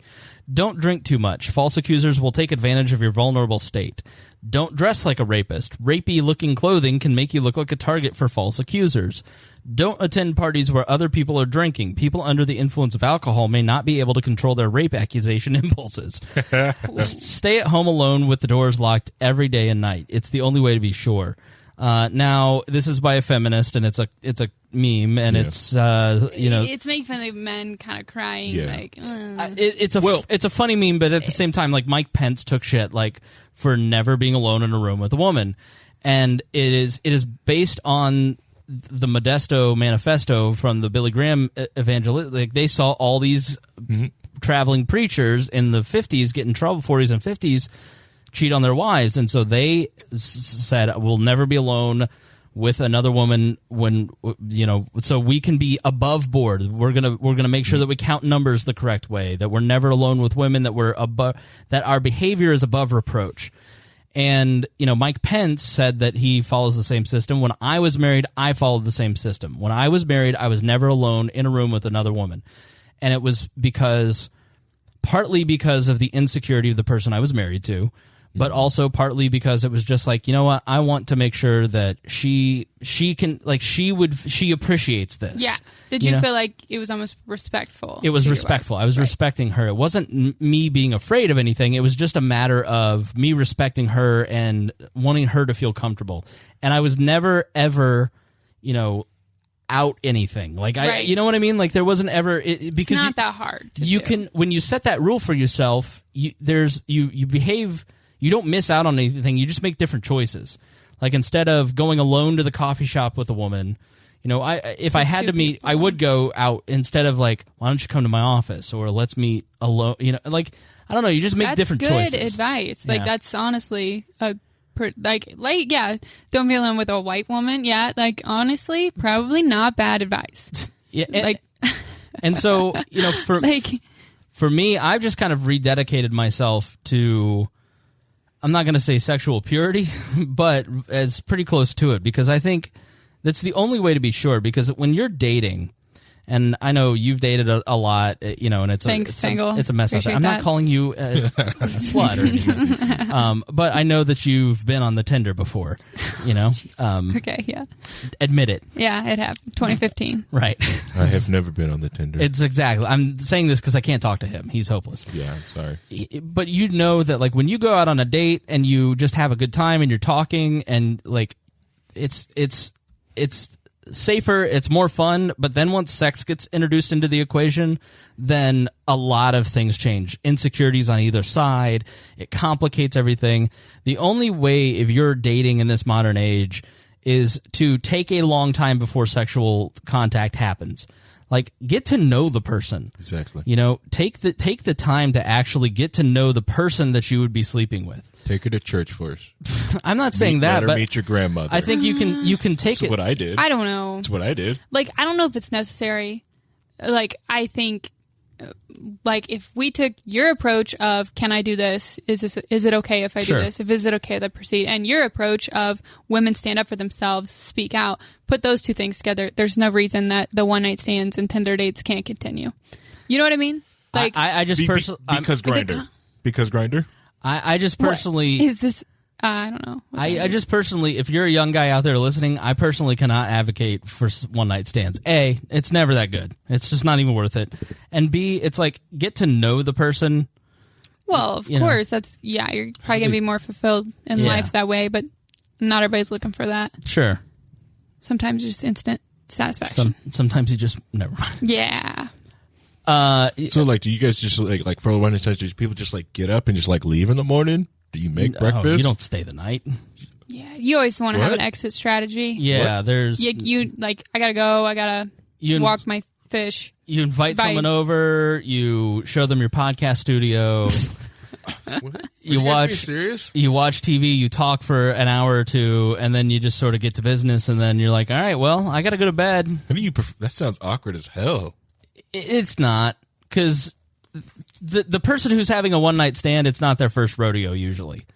My first one-night stand was not good. It was very awkward, but the rest were not much less awkward. But you just kind of, everybody knows the deal. You show up and you're like, you're not packing any gear with you. There's a standard operating procedure. Yeah, you feel out the social norm of it. Again, it's my body language. Like you're gonna know if you're invited. If you're supposed to stay the night or women not, make it very clear what's going on. Yeah. It's a new world. It is, yeah. No, I would say that, yeah. I took my girl to see my grandmother in the church first before having sex, So no, I prefer your way. I think your way is right. I think if you're a young guy out there, like, it's just... This meme is making fun, but I think what you need to do as a young man who is afraid is you need to spend some time getting to know a person that you want to date, and make sure that they're the type of person who isn't an insecure mess. And because that is really what it comes down to, is like, get to know the person, make sure that they have some values, make sure that they have substance, make sure that if you got this person pregnant, you'd want to be attached to them for life. Yeah. And there are people where you're just like, you ask yourself the question, do I want to have a baby with this person? And you're just like, okay, we need to break up. And that's happened. There's one very specific example where I'm like, oh, I need to get out of this before something happens. But looking back on the last 5 years, because every divorced person has their hoe phase, you just kind of go, yeah, trust me. You're seeking validation any place you can get it, and right, and that's not even just being divorced. I mean, that's being young or just trying to figure. Yeah, you're going around. I mean, it's like you're looking for attention and validation. Yeah. Exactly, and I just think you need to step back and not use your body like a sex toy. Your body's not a fun house. Because what ends up happening is once you introduce sex into things, it just complicates everything. And live your life in a way that is above reproach. I've not always lived that way, and I've always been very open on this program about me being when I've been a dick, or you can hear it. But the goal is to wake up every day and try to be better than you were yesterday. And I think in the area of sexual purity or sexual issues, the number one person, most rapes happen in marriages, and that's one thing that's not talked about. And I think even if you're a husband, you're like, oh, they're talking about dating. It's like, no, you need to examine how you do things, because the amount of female friends who are married that say, yeah, my husband just thinks it's his duty and it doesn't matter how I feel about it, and it's like, well, no, that's called rape. That's partner rape is the biggest form of rape there is, and I think every man should take the opportunity to step back and examine themselves and say, am I living my life in a way that is above reproach? And I think every woman needs to step back and say, what are my I think both sides need to say, what are my boundaries, and speak up about your boundaries, talk about it with openness and vulnerability, and stop being a victim. bad shit has happened to every single human being alive. Like, if you've lived through your 20s, you've been through trauma. Like, and part of what really is annoying me this week is that women are pretending that they're the only ones who've ever been through some form of trauma. Sorry, you're not. I've been through trauma. Harry's been through trauma. Hannah's been through trauma. And every single person who is over 25 has been through trauma. Yep. They've been, be it sexual, domestic violence, very hard abandonments. Like, these are very traumatic things, and even a false accusation is very traumatic. Yep. And so we just have to like see each other as human beings and treat each other with dignity and respect. And it starts with you every single time you open your mouth and every single time you leave your door. Part of this is like, just stay inside. It's like, well, every time your fingers touch a keyboard, or every time you open your mouth to talk to a person, or every time you put your hand out to touch another person, how is that received by the other person? Even your eyes, every single thing. It's just like, you have to be aware of how you are interacting with the world. And if you examine some of that stuff, you examine your own boundaries, you talk with friends about it. Like, Hannah said this thing one day in chat, and I was like, what? I don't understand. Having female friends is great because it helps you to really, and like, dating has been great because you sort of just understand the female perspective. And I think if you're a female, you need to understand the male perspective. And this attitude of there's a patriarchy, fuck whatever men feel or want, fuck you. Like, honestly, because I'm as equal as you are. I want to treat you like an equal. I'm sure a third wave feminist would not consider me an ally because I'm not a leftist, but I don't know what is it, a third wave feminist? Third wave feminist. I refer this over to my Meninist department. I am not. Right. I am not a Meninist. How can I describe? So the first wave feminist was that was scary to discuss. Period. The first wave was women's suffrage. Okay. The second wave was we want access to the workplace, burn our bras. The third wave feminist is okay. what? So everyone's on board with 1 and 2, and then it falls off at 3 because then we start getting into don't hold the door. Right. You're projecting your. But even this gets weird when you really start dumping in the first wave, like the suffragette movement and stuff like that. That's all right. It gets weird. Okay. It's there. The equality that a lot of women will talk about in first wave feminism was almost already there. The one thing they didn't get was like the vote, but that was weird too because before that, right, not all men had the right to vote. Voting was just restricted to white males who owned land. Right. Then Andrew Jackson came along and gave the vote to all white men. After the Civil War, then it was all men. And women still wasn't allowed to vote. But all men also had conscription to go with that ability to vote. And I'm talking about strictly the United States. So conscription came with that. So the ability to have to sign up for the draft, that came with your ability to vote inside the United States. When women wanted the right to vote, they did not want conscription. Right. So, and that was the huge delimiter between women who were suffragettes and weren't going that, and women who weren't, because they did not want to be held up to be able to put in the draft. And what I will say is, I don't want to register for the draft, and I don't want you to have to register for the draft either. As a libertarian, like, I'm not asking, like, men shouldn't say, you should have to do this because I have to do this. We should look at, why are we doing this? Correct.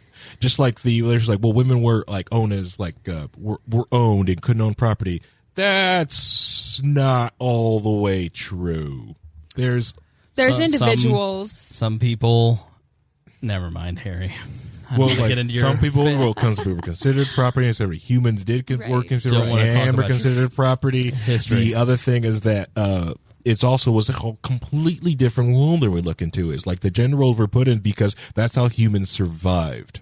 Right. Like the idea of like, well, women had to stay at home and watch the kids. Well, because formula didn't exist. If there was no milk for that child, and then you could they had to sit at home and take care of it because breast milk was the only real food most children could eat. Right. Well, yeah, I understand the practicality behind that situation. Like I said, it was mucky. Practical, but there was definitely situations where it was not so correct. Happy. Not every woman wanted that lifestyle. Correct. But there were, for those, what do they call them now? Dinks. I just heard this the other day. What is it called? What are you talking about? Dinks. Dual income, no kids. Oh, thinkers. Yeah, 2-home income, no kids, early retirement. Like that's a thing now. Mm-hmm. So like if you were a dink back before, women they weren't welcome in like, in with real careers. Like women weren't welcome to have real careers, or it just wasn't heard of. Like what did the dinks do? Like those women who don't want children. Like there are women who do not want children. I'm a sick. Single income, 2 cats. And there's also guys who do not want kids as well. We're at a point where my brother-in-law went to Harvard Business, and so my sister, brother-in-law, and their kids lived in Boston at Harvard for a couple years, and they would go to dinner parties with fellow HBI students, and when they'd find out that my sister was a stay-at-home mom, it was an immediate conversation ender because they were so turned off and grossed out by that. Right. Like the idea of, I just saw a stat that there's more, like if you're a child, there's more children living with dogs than dads now. Like there's the idea of having that traditional family, that the idyllic 50s family, is somehow inappropriate. And that's what third wave feminism is. It's not a matter of you get to choose your own path. It's a matter of I'm choosing your path for you, and here, and that's really the here in Indiana we have Joe Donnelly, who's a moderate Democrat, and Indiana loves to send moderate, squishy Democrats to the Senate. Evan Bayh, several others. So, voted for Obama for president in 2008, at least I think in 2012 as well, and but is a red state. And so I would have told you that Joe Donnelly, the Democrat, was going to win by 6 to 10 points. I now think that you're going to see Mike Braun win, and Joe Donnelly is going to lose. Joe Manchin is going to lose. You're going to see a bloodbath in the Senate because of this. Because it has always been presented that there is freedom and tyranny. And to a large segment of the population, freedom is libertinism. It's that view that we can perfect things if we just have the government doing it. And tyranny is the Christian worldview that if you stay at home with your kids and you only have sex with one woman and you like that, these social norms must be abandoned and destroyed. And that if you agree with those things, you're a hateful, bigoted, homophobic, Islamophobic. You're just an awful person. We're going to shame and guilt you. And what Trump is about is it's a silent reaction. It's a counterpunch to the idea that there is only one definition of freedom. Because for my definition of freedom is that I want to live my life in a way that I want to live my life. And that doesn't mean that these liberal worldviews or their government tools are encroaching into my life. I go to church. I am a Christian, and there's nothing wrong with that, and I'm not ashamed of it, and I shouldn't be ashamed of it. And fuck you for telling me that I should.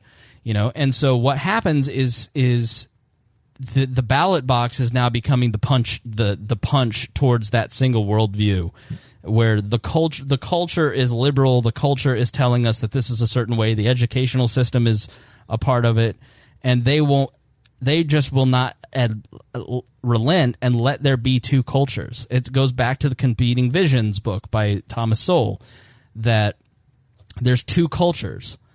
And there was a time where you had the Christian conservatives and the religious right who wanted to use the government to... Gay marriage kind of became Custer's last stand for them. And the pendulum has swung so far back towards libertinism that now we're going to start seeing people, they're going to go even further. Like, we're just going to start seeing that segment, the Duck Dynasty population is going to really start We're already seeing it. It's why you see the alt-right developing. It's why you see these more aggressive groups. When I was in college Republicans and I went to CPAC in 2003, the constant refrain was, why don't we have these teams of online agitators? Why don't we have these competing things? We have it now. And so the people who were saying that in 2003 have now achieved a lot of that with Breitbart, with, you know, why don't we have our own George Soros? Really? It's the coffee maker. So it's the auto shut off feature. No, I remember being in a conference in 2013, and the whole theme was "Don't feed the trolls." Like when it comes to political, like back then, fighting, saying like, "Oh, don't do what they're doing," and now we're doing what they're doing, and and it's a bloodbath. It's a hell. It's horrible. It's so polarizing, and libertarians are lost in the mix. I think reasonable people are lost in the mix, right? You know, and libertarians. You've got your new libertarians who love Trump, but call themselves libertarians. You've got your old libertarians who are the hippies who are part of that. You know, we have that divide. You have the left-leaning libertarians who are culturally left. You have, you know, and we have a lot of those people participating in We Are Libertarians, and I want that. I want those other voices, and then you've got the more conservative voices like Brian Nichols, for instance, is very close to a conservative, you know, a paleo-conservative maybe. You know, and I want those voices too, I think, because they're both libertarians. And that's the thing. Like the Mises Institute and Reason are both libertarian, but they hate each other, and it's like nonsense, because what we're really all trying to do is just say, okay, we have these cultural differences, we'll figure that out once we get to anarchy, but in the meantime, we've got a tyrannical government. Right. No, I'm there. All right, so final advice let's start with men. What should men do? And then we'll talk about women. I got to say this one thing, though. Yes, sir. I really do feel like you're like one bad day and an infinity gauntlet from being Thanos. What do you mean? You keep talking about, like, we just got just one half. We just got to get rid of 50% and get my infinity gauntlet, snap my fingers, it's done. Listen, a boomer genocide isn't going to hurt anything. Dude, you have just...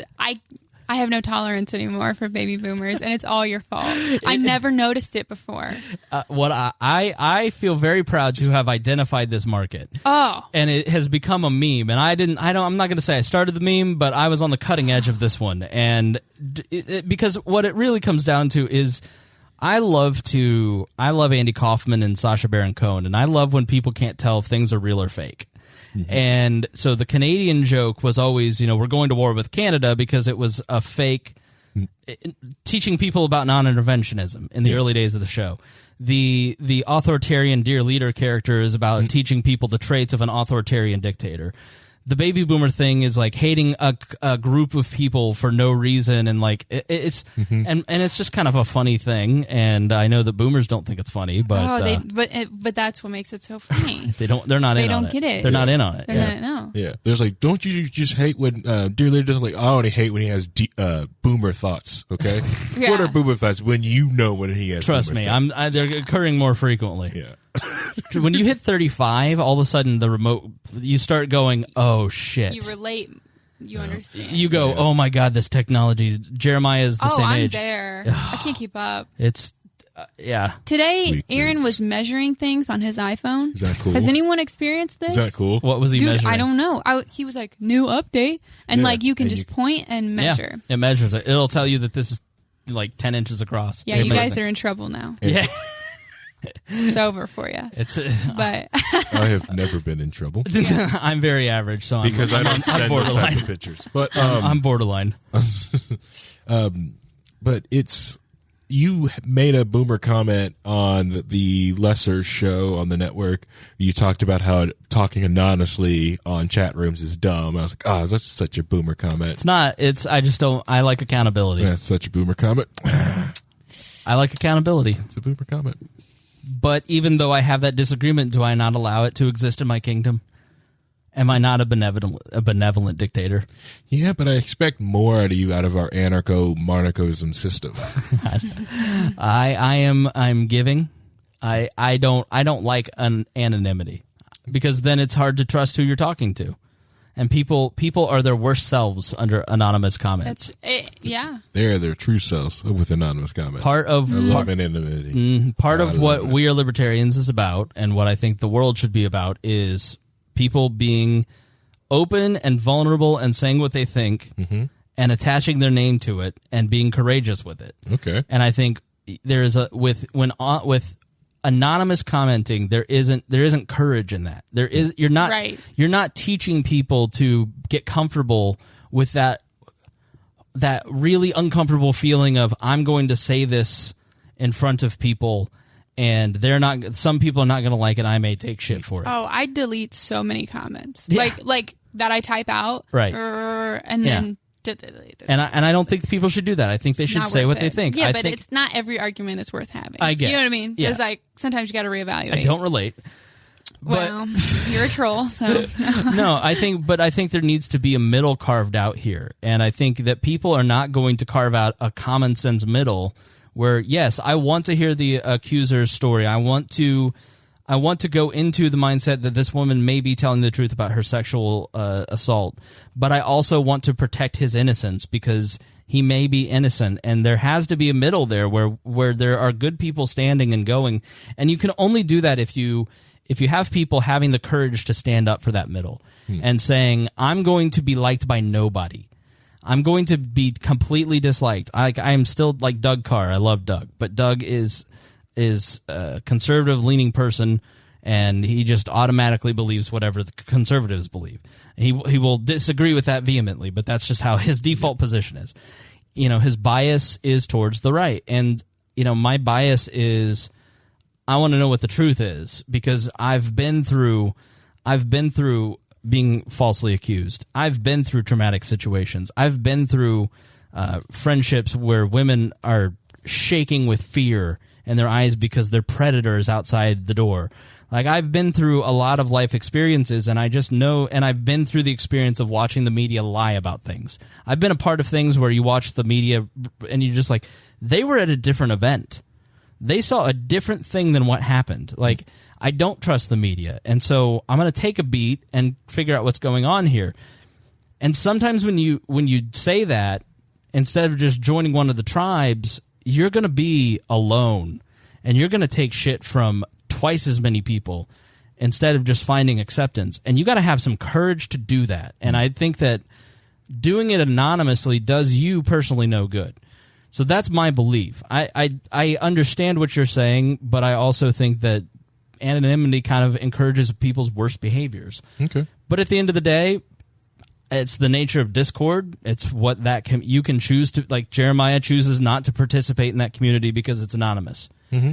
If you can choose to be a part of that or not, and so that's how I feel about it. I'm the type of person who I have my personal beliefs, but I try not to force my beliefs on anybody else. Yeah. I just think that you should let people be themselves. So, okay. Right. But that's the other thing is like that would have let more credibility to a lot of other different things, especially that Democrats were trying to do if they didn't pull that stunt.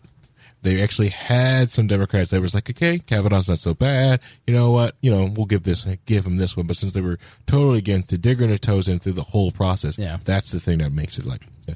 But going back to your original point to get that it's wrapping this thing up for like what should men do, and then we'll talk about what women should do. Let's start with men, the three of us. Men are 100% perfect. We should leave women behind. Get on spaceship. We have smaller brains. We have the entire genetic code inside of us. We create life, not women. We have we have an Audi. They have they have a weird Audi. They have a weird innie.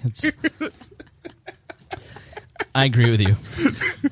Thank you. Yeah. Yes. Mm-hmm. Take us and we'll just leave you here. Bye. I'll help you pack. Until we get to the Mars and they were like, oh man. Who's going to make sandwiches? I'm not gay. Yeah. Yeah. We'll have a barrel. We'll have an anonymous barrel. Oh, your beard. I don't know how you ladies do it. Yeah, beards are disgusting. They're awful. So we're dicks. Yeah, yeah. Although we anyways, okay. So all right. Trust me, we deserve it. We were saving men from. Trust me, we deserve a medal of bravery for some things that we have to do. But yeah, exactly. I know. Having to like. Anyways, so what should men do? What men should do is if you be honest with also your intentions in yourself. Yeah. When you catch yourself, like, it's okay to look at movement. You're a predator, that's what you do. But if you do catch yourself leering, think about what you're doing. Mm-hmm. Just think about it. Really, really reflect. Is this really what you should be doing? Apply some reason to it. Correct. Think about you being an individual that does have power in the world, and that you have to use that power responsibly. I don't know, when you like to use the word power, it's just you're just a different animal in this world. This is what you're doing. I think every person has power. I'm not saying that we have power over women, but I do think that we have different powers, but every single person has power over other individuals in certain ways. Okay. So you have to discover what that power is and then use it responsibly. I know that I'm very gifted in conversing with people, understanding human nature. Like, I can convince you without you realizing it. I could manipulate you into something without you, like, you're like, that is such a good idea, but it benefits me. I know I have that ability, so I make sure that I don't do that. Yeah. But then you have the power to physically overpower me, but you don't do that, Like, I don't know what power you have. Heart. Oh man. But yeah, just own your own crap. Yeah. Just it's a they think of with all humans. Just like think about what you're doing, own your own crap, and try to treat everyone that you meet with just the respect that you want be given to yourself. The golden rule when it comes out to that. Yeah. And that's it. That's and that's pretty much it. And if you just do just that little bit and just don't be a dick, awesome, amazing. Right. Men? So my advice to men would be aware of your surroundings. So if the 22-year-old intern is hitting on you in your office where you're a mid-level manager, but you're also kind of ugly and... How dare you? No, this isn't about you. And, like you have hair in weird places, like women in your personal life don't hit on you, but all of a sudden this young girl is after you. That should raise a red flag, right? Like, all things aside, like, be aware. And then, like, I think read the body language, or I'm not asking you to do any sort of voodoo or anything, but just be aware if they're retracting from you, they probably don't want you to be that close to them. Maybe your breath stinks, whatever. There's a velocity to things. Like there's a passion towards things. Like if the passion just isn't kind of there, then maybe like take a hint. If this person has been staring only at their computer screen for 5 minutes straight while you've been talking, they don't want you to put your hand on their shoulder. Right. Yes. Like that's, mind personal space. Same thing. Respect. That's all it is. But awareness probably doesn't hurt. Like to evaluate yourself, like, men use the hot crazy matrix. Are you familiar with the hot crazy matrix? I am. Well, have you seen the extended version where there's like the male, like what women use, which is not true for every. Maybe this is a secret. Maybe I just divulged this secret that we use. It's just like the hot crazy matrix, except for instead of hot crazy, it's money versus hotness. So like normally they're not going to be super hot and have a lot of money, but unfortunately, that is where you can kind of evaluate where things are. Right. What's the unicorn zone on that, though? It's just our picture here. Could be right. like, for some, it's going to be different for every female, but for some it could be like military. Like you may not have a lot of money, but then you may actually, but they're clean shaven. There's going to be they got that skill butt level from doing squats and carrying gear around all the time. Yeah. And those calf muscles. Right. I don't know. All right, I got a lot of things to say. You finish. Okay, yeah. I got a lot of things to say to you people, you men. I would recommend a book and a podcast. If you're not a reader, if you're a reader, Mate by Jeffrey Miller and Tucker Max. I've recommended this a couple times. I think it's a really good book to kind of teach you about relationships and dating and how to get yourself ready to go out into the dating world. Like, especially if you're like the nice guy. Like, quit getting frustrated that you got 10 hole punches on the nice card and she's not having sex with you. Like, if you're getting friend zoned a lot, this is a great book to kind of help you realize, like, that mentality is stupid. Like, there's no such thing as the friend zone. Like, there's just, like, it's a law of averages. I wish I could remember the podcast of the two women who went to a libertarian convention and talked about the creepertarians. I can't remember it. Someone messaged me. They had to listen. Someone else had to listen to this podcast. We'll post it in the Facebook group if you can find it.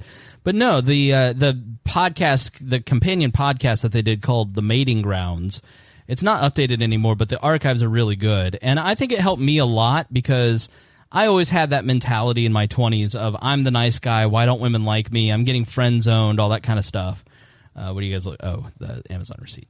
And it really kind of helped me go, okay, it worked some things out for me in my mind. I think you have to have zero expectations, and I think this goes both ways. Like I'm on the Bumble, I'm out there, I go on dates, like I do okay for myself, but I have no expectations. Like my goal is a long-term relationship, but my goal is not the first woman that will have one with me, right. Or the hottest one I can find, or it's like you just go out and you have fun, and if you make a friend or you connect with somebody, then cool. Like you just have to have zero expectations, and I would say that goes for both parts. I think the foundational principle of libertarianism is that every person owns their own body, and I think every area of your personal behavior needs to reflect that.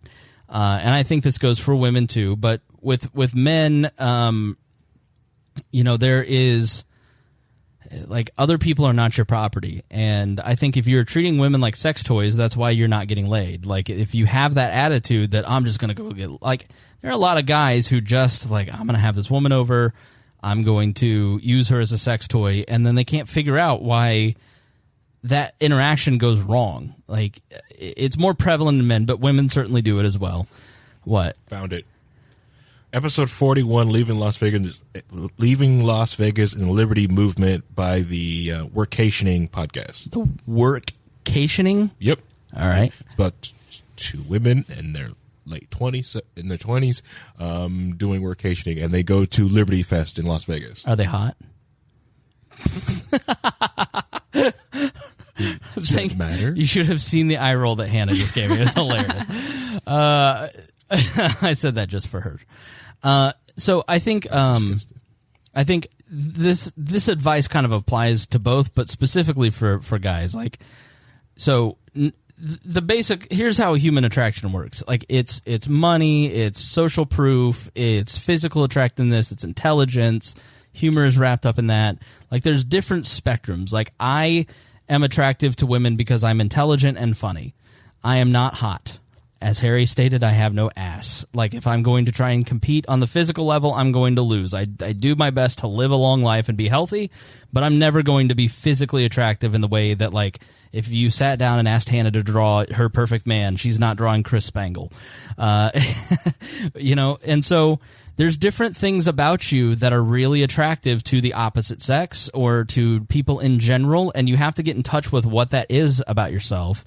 And you have to start accentuating those things about yourself and loving yourself. I think the first thing that every human has to do is really protect their self-worth. It's the antivirus of the mind. You have to learn to love yourself. You have to talk to yourself in the way that your best friend would talk to you. I used to say things to myself that I would never say about Harry, and so I started to say, if I wouldn't let people say that about Harry, why would I say that to myself? And I think that's the first step to change for most people, is you have to start talking to yourself like you actually care about yourself. And then eventually, a previous girl that I dated said, I've never heard you say anything really self-deprecating. Like, I am, but I'm not. Like, I just got out of that habit and I lost that muscle, And I think that's the first step. Like, you have to start looking at where you're at, and you have to focus on your career. If you focus on self-improvement, you focus on emotional health, if you focus on spiritual health, physical health, mental health, your career, if you focus on improving yourself in those ways, then there's very little that's going to go wrong for you, because you're not blaming other people. You're ridiculous. You're not. When I'm trying to talk, Harry is distracting me always. It's pretty cold. You look like Trayvon Martin right now. I'm honestly about ready to shoot you. Oh, he just put his hoodie up. Too far. That's too far. And so, like, and part of that overall health means that you treat other people as if they have dignity and that they are not your property, And I think libertarians do get this better than anybody else, and it's a very short hop. And so when you're in dating situations, you need to apply that same perspective. You need to make sure that you are treating a woman well. Like, some will open the car door, but then, like, there's, it's just, you have to treat every area of your life as if that is a person who is an actual human being. Mm-hmm. So I think that is... I think in terms of protecting yourself, there's really no way to protect yourself. Trust me, as someone who has worked in media, I've been in front of the media here in Indianapolis for 15 years now. I've worked in politics. I've worked in radio. I've worked in high-profile jobs. I'm certainly not someone who is famous, but I'm somebody who's known, and I'm somebody who has a large amount of social circles. There's a lot of opportunities for things to go wrong. And you're never going to nail every social interaction. You're never going to nail any dating situation right. You're never going to nail any friendship the right way. I mean, you obviously know that I've had friendships dissolve, and I've had marriages dissolve. And, I just really swore to myself, like, all right, I know this is going to go south. And the opportunity for me to be a dick back to my ex-wife is really strong. Like, I want to take this anger and direct it at the person who deserves it. And I just chose to take the high road because I said to myself, I'm going to make sure that as this falls apart, I'm going to be able to look back years later and be proud of myself. And that natural anger and aggression that I have as a man, I'm going to try and just redirect it into healthy ways. And I lost 50 pounds because of it, because I directed it towards exercise. And I can look back and say that I never said anything to her that I regret during that period. And we're able to be friendly because of it. I've tried to apply that to people who've left this program. I've tried to do my best. And I just think that if you're never going to nail every situation. And, if an accusation happens, the best you can do is just try to be as decent in as most situations as possible. And when you fuck up, say I was wrong and here's why. But by the same token, if people are going to push you around and they're going to make things up about you, you better fight. And I think there comes a point where you have to be prepared to be such a monster to protect yourself, to protect your own self-respect, that you are willing to do that because you're worth it. And so I think if people are going to make up accusations, you have to be strategic about it. You have to know what your options are, and if somebody tries to falsely accuse you, you better be prepared to do what it takes to protect your name, to protect your reputation. A name is a reputation. That's why we have names. Especially in this day and age of digital media. It's exactly right. And SEO, that can live forever. And so if you feel that you're in a situation where you're like, that could go bad, that could happen, this X, Y, and Z, you need to put together your legal options. I think you need to do, and this applies to women, talk to your contemporaries. Hanna can vouch for so many things over the last few years where something happens and I'm in the group and I'm like, guys, I fucked up, or this happened, or this person said this, and I want you to know X, Y, and Z. I cover my own ass by doing that because I'm saying to my contemporaries, my friends who are credible people, this is what happened. And so if something ever came up, then I have contemporary witnesses. They understand the whole truth. And as a person who lives a semi-public life, I don't tell the public the whole truth, but I tell my friends the whole truth. Right. And I'm very open. I don't think there is anything about me that the two of these two don't know about. Like, I don't think there's anything that either of them would hear about me that they'd be shocked by. Yeah, no shocking scandals or anything. No, there is no behavior that I have that I think that is hidden from them or secrets. Like, I just don't live that way. And I'm probably sounding like I'm not trying to hold myself up as some moral paragon. I'm just trying to say, like, this is what I try to achieve every day. So I'm, being a successful person, a successful, nice person. And so, so now women. So guys, you have no reason to be afraid. If you're living your life in a way that is decent, then you're good. If you didn't always live your life in a way that was decent, then you need to go to therapy and talk about it. You need to open up to people and talk about in the ways that you weren't decent, and here's how you've grown.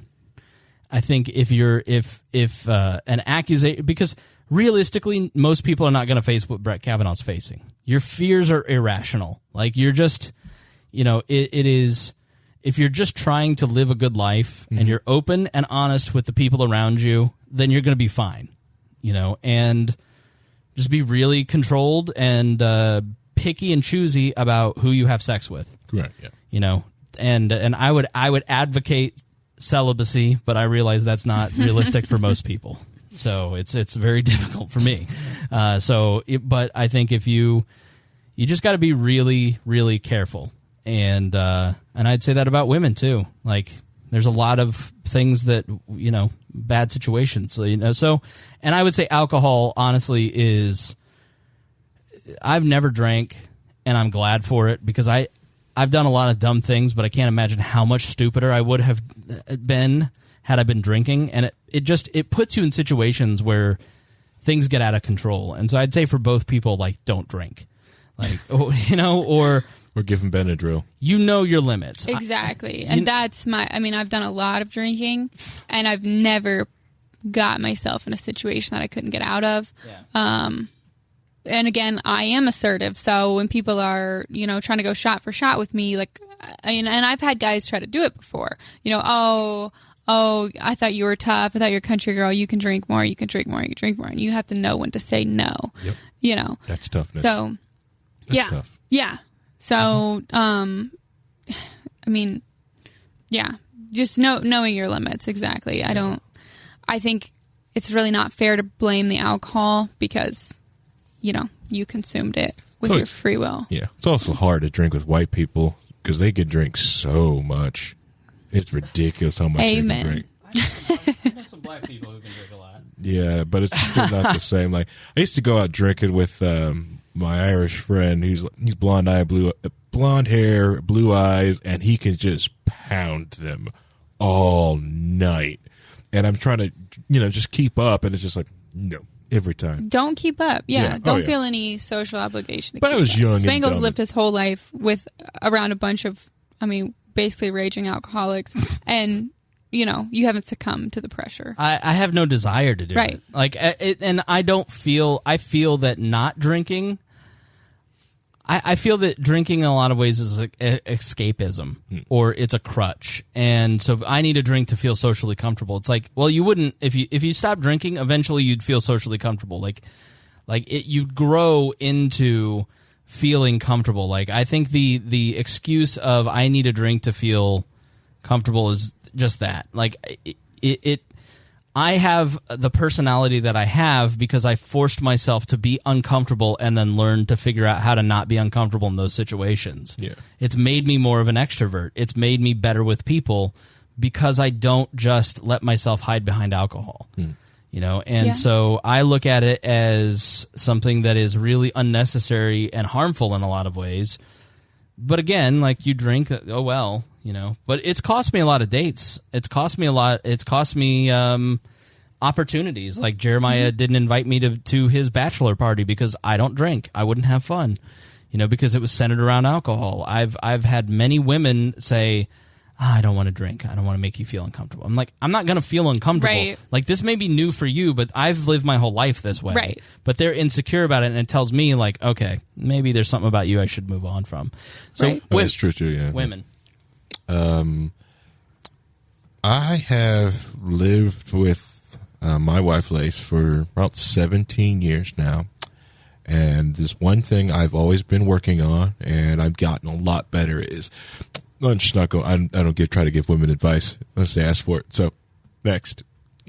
Wow. All right. He's got it figured out. Pussy. No. He's got it figured out. You're a pussy. No. Do you want to go? No. All right, I will. Yeah, okay. And then you finish, and then I'll wrap us up. I think a lot of it is the same. I don't think that men and women are all that different. I think that we are trying to draw distinctions between men and women, but the emotions aren't that much different. I think if men were actually open about their feelings and talked about their feelings, they would mimic women a lot. I get accused of being dramatic, but I think it's just because I'm honest. And I think that it is women have to put themselves in smart positions in the same way that men have to put themselves in smart positions. You have to make sure that you're safe.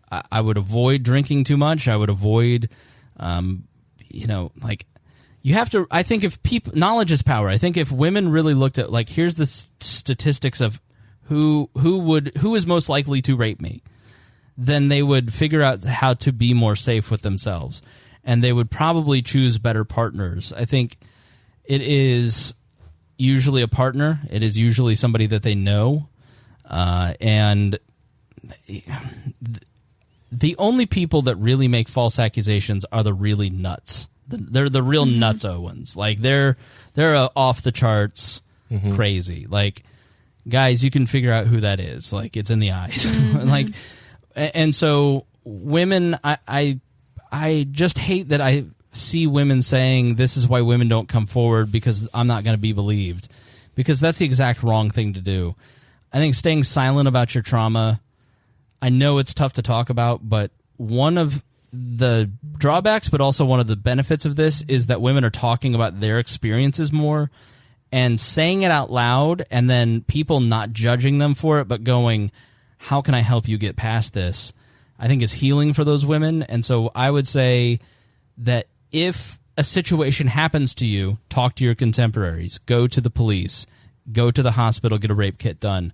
Make sure that you are doing everything to establish credibility. Take Dr. Ford's situation and apply it to whatever situation you may have.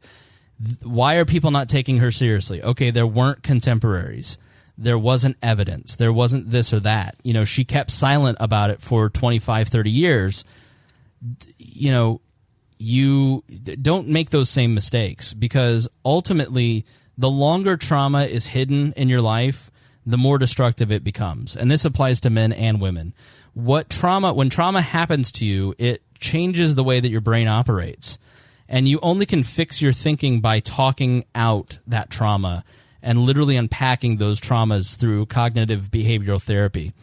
And so as scary as it might be, talk about what happened. It is I had a traumatic situation, and I just let it fester for 15, 20 years, and it ruined my 20s. And it was because I didn't open up about it until I got into therapy.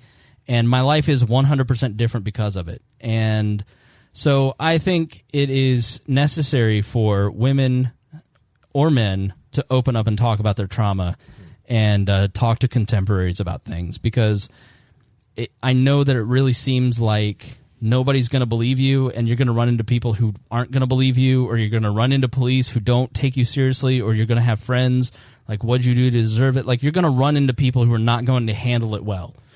And that's unfortunate, but that doesn't mean that everybody's going to handle it that way. And you've just got to keep going. And the things that I could not say out loud in 2012, I can say here in front of tens of thousands of people now, because I've talked about it so much that it doesn't have that power over me. And women have to understand that they have power. They have a different kind of power. Everybody has their own kind of power. And you have to use your power responsibly. I think Me Too is a power. And I think that it is a worthwhile cultural conversation. It has helped me be a better man towards women.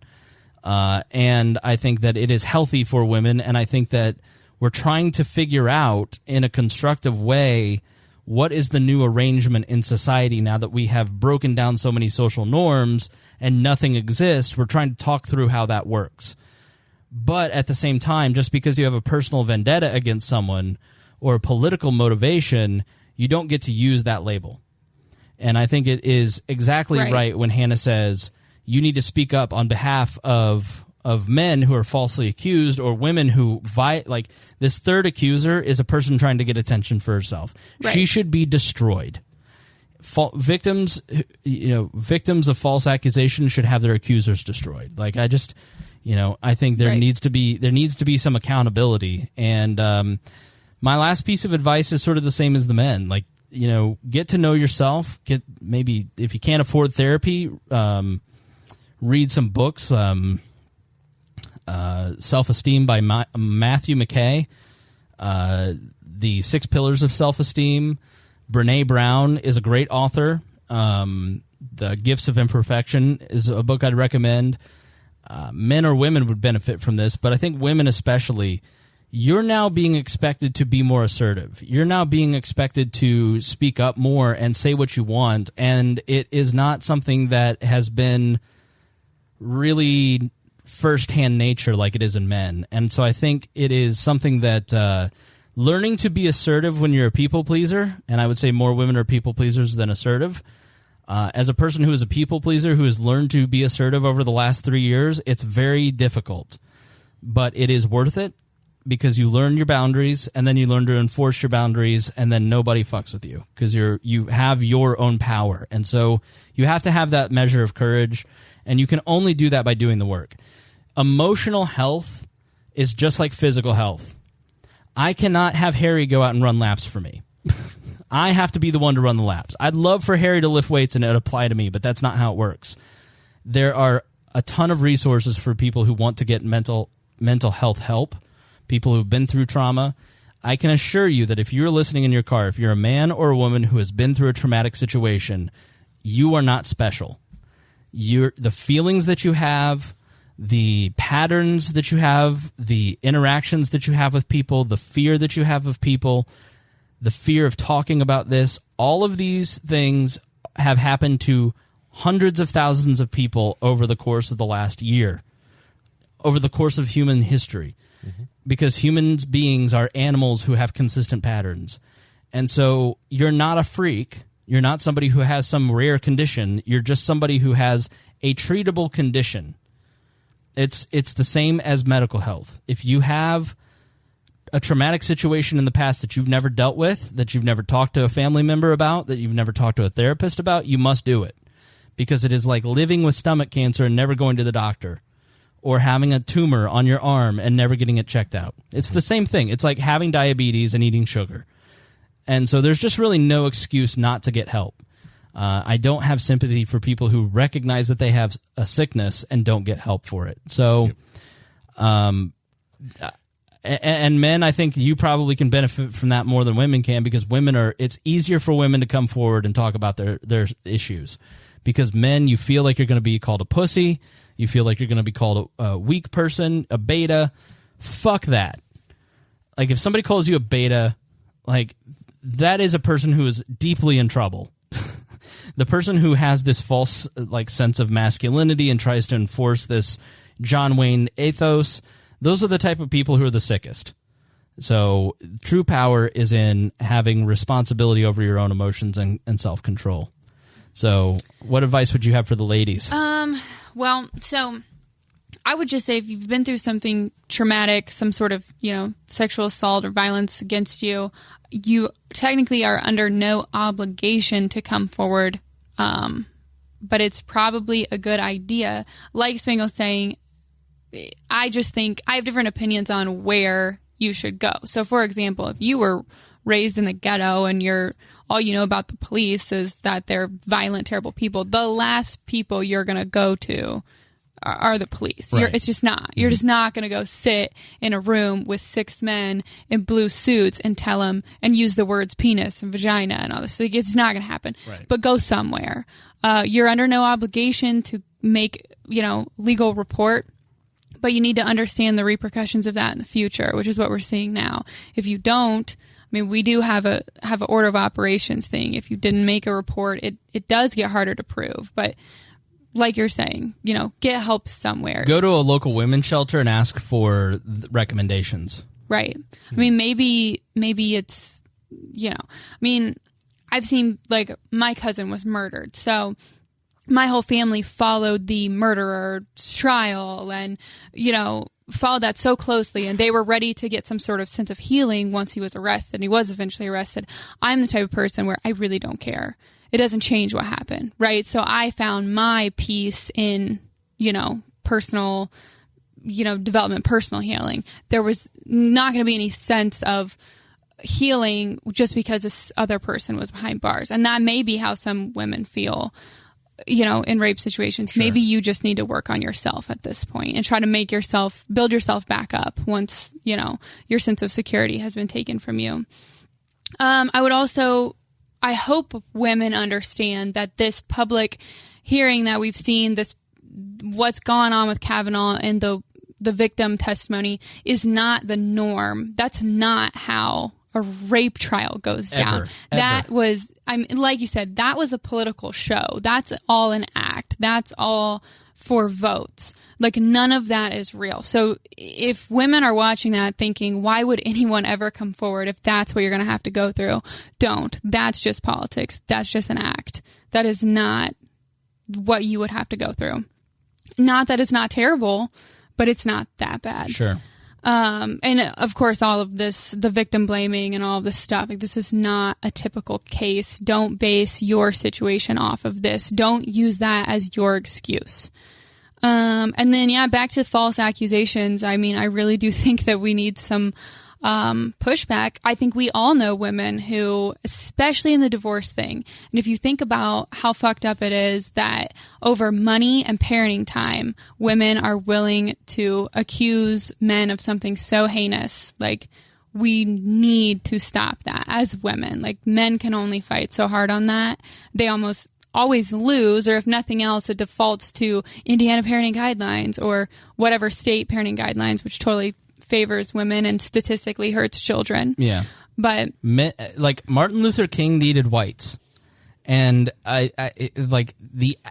you have to have allies within a community of power to really have change. Like, Martin Luther King needed local white support to really have cultural change. He needed the Kennedys and LBJ to fight the Bull Connors. And I think in the same way, you have to have people of that same in-group stand up. And I think it's so right. Like, if you're a woman and you see a situation that you feel is inappropriate, you should speak up. Right. You should say what you think, because even if it goes against the cultural narrative, once you're the first person to speak up or say this is wrong, then all of a sudden it becomes a trend. It's like the baby boomer thing. Like, it's a joke, but it also you see it all the time because we're in the same network of Facebook pages. And so because I start saying it, then other people catch on.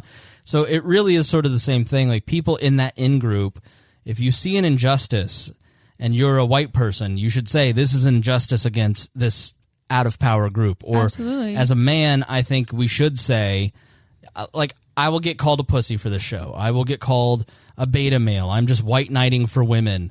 But it's justice. It's what's right. It's what's fair. And it doesn't matter what anybody calls me, because it's what is supposed to be said. Because women can't fight the scourge of sexual violence without men standing up and saying, guys, cut it out.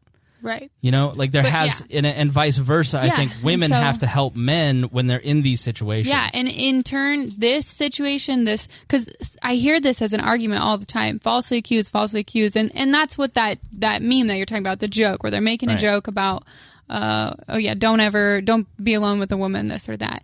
If we can eliminate that argument against us, men are using that argument against females who have valid claims. Well, it's false accusations. Right. If we can eliminate that by us shaming, we make it so taboo to do that, it goes away or is shrunk. We're only helping ourselves. Sure. We're helping men and we're helping ourselves. Because nobody is checking the Me Too movement. It's just like Norm Macdonald said. Because nobody's checking the Me Too movement, that the only way to defend yourself is to deny, because it's just slid to a place it's an untenable position. Yeah. Right. Yeah. Because Louis C.K. admitted it, and he still got destroyed. Right. Yeah. And then just last thing is try to take Harry's advice and be more assertive, which is also Spangle's advice. And books, take some classes on whatever, build your confidence up. I think that's what it is. I think shyness is kind of a confidence issue. Would you agree? Yeah, I think people pleasing. There's a book by Harriet Becker called The Disease to Please. If you find yourself going along with things that you don't want to go along with because you want to please people, read that book. Right. Because what I want as a man is a partner who's going to stand up to me. And I think women want that too, like the nice guy syndrome. You don't want some guy who's just going to always agree with you.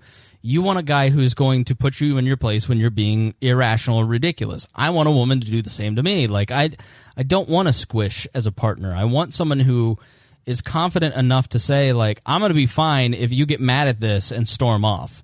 Like, I'm just going to say, like, you know, in every area, in the bedroom, we want to be told what to do.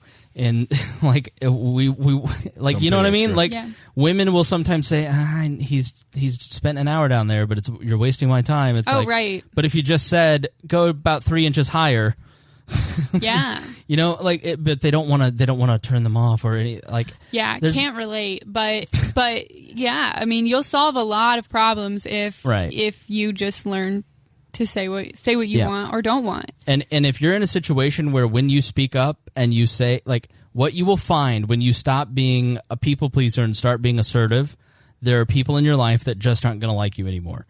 And it's because they liked having the person they could control. Yeah. I have one friend, I love them dearly, but they don't like me anymore. We talk every day, but every day it's like, you've just turned into a mean person. I'm like, no, I've turned into a person who actually stands up for themselves, and you don't like it because you can't control me anymore. Right. And this was because I was a beta male, and she could tell me what to do, you know. And so you're going to have that, women. You're going to lose female friendships but there's a million friends out there. Oh, gosh. I hear stories from girls about how they let their friends treat them and stuff, and I can't relate. Yeah. Like, I can't relate to letting someone push me over and stuff. But yep. So, yeah, I think building up your self-confidence and learning to stand up for yourself will help you in pretty much all facets of life. I feel like we solved all the problems All here. of them. Yeah, pretty much. All the problems are solved. Just got to get everyone to, one, get mature and, you know, become adults. Yeah. Pass.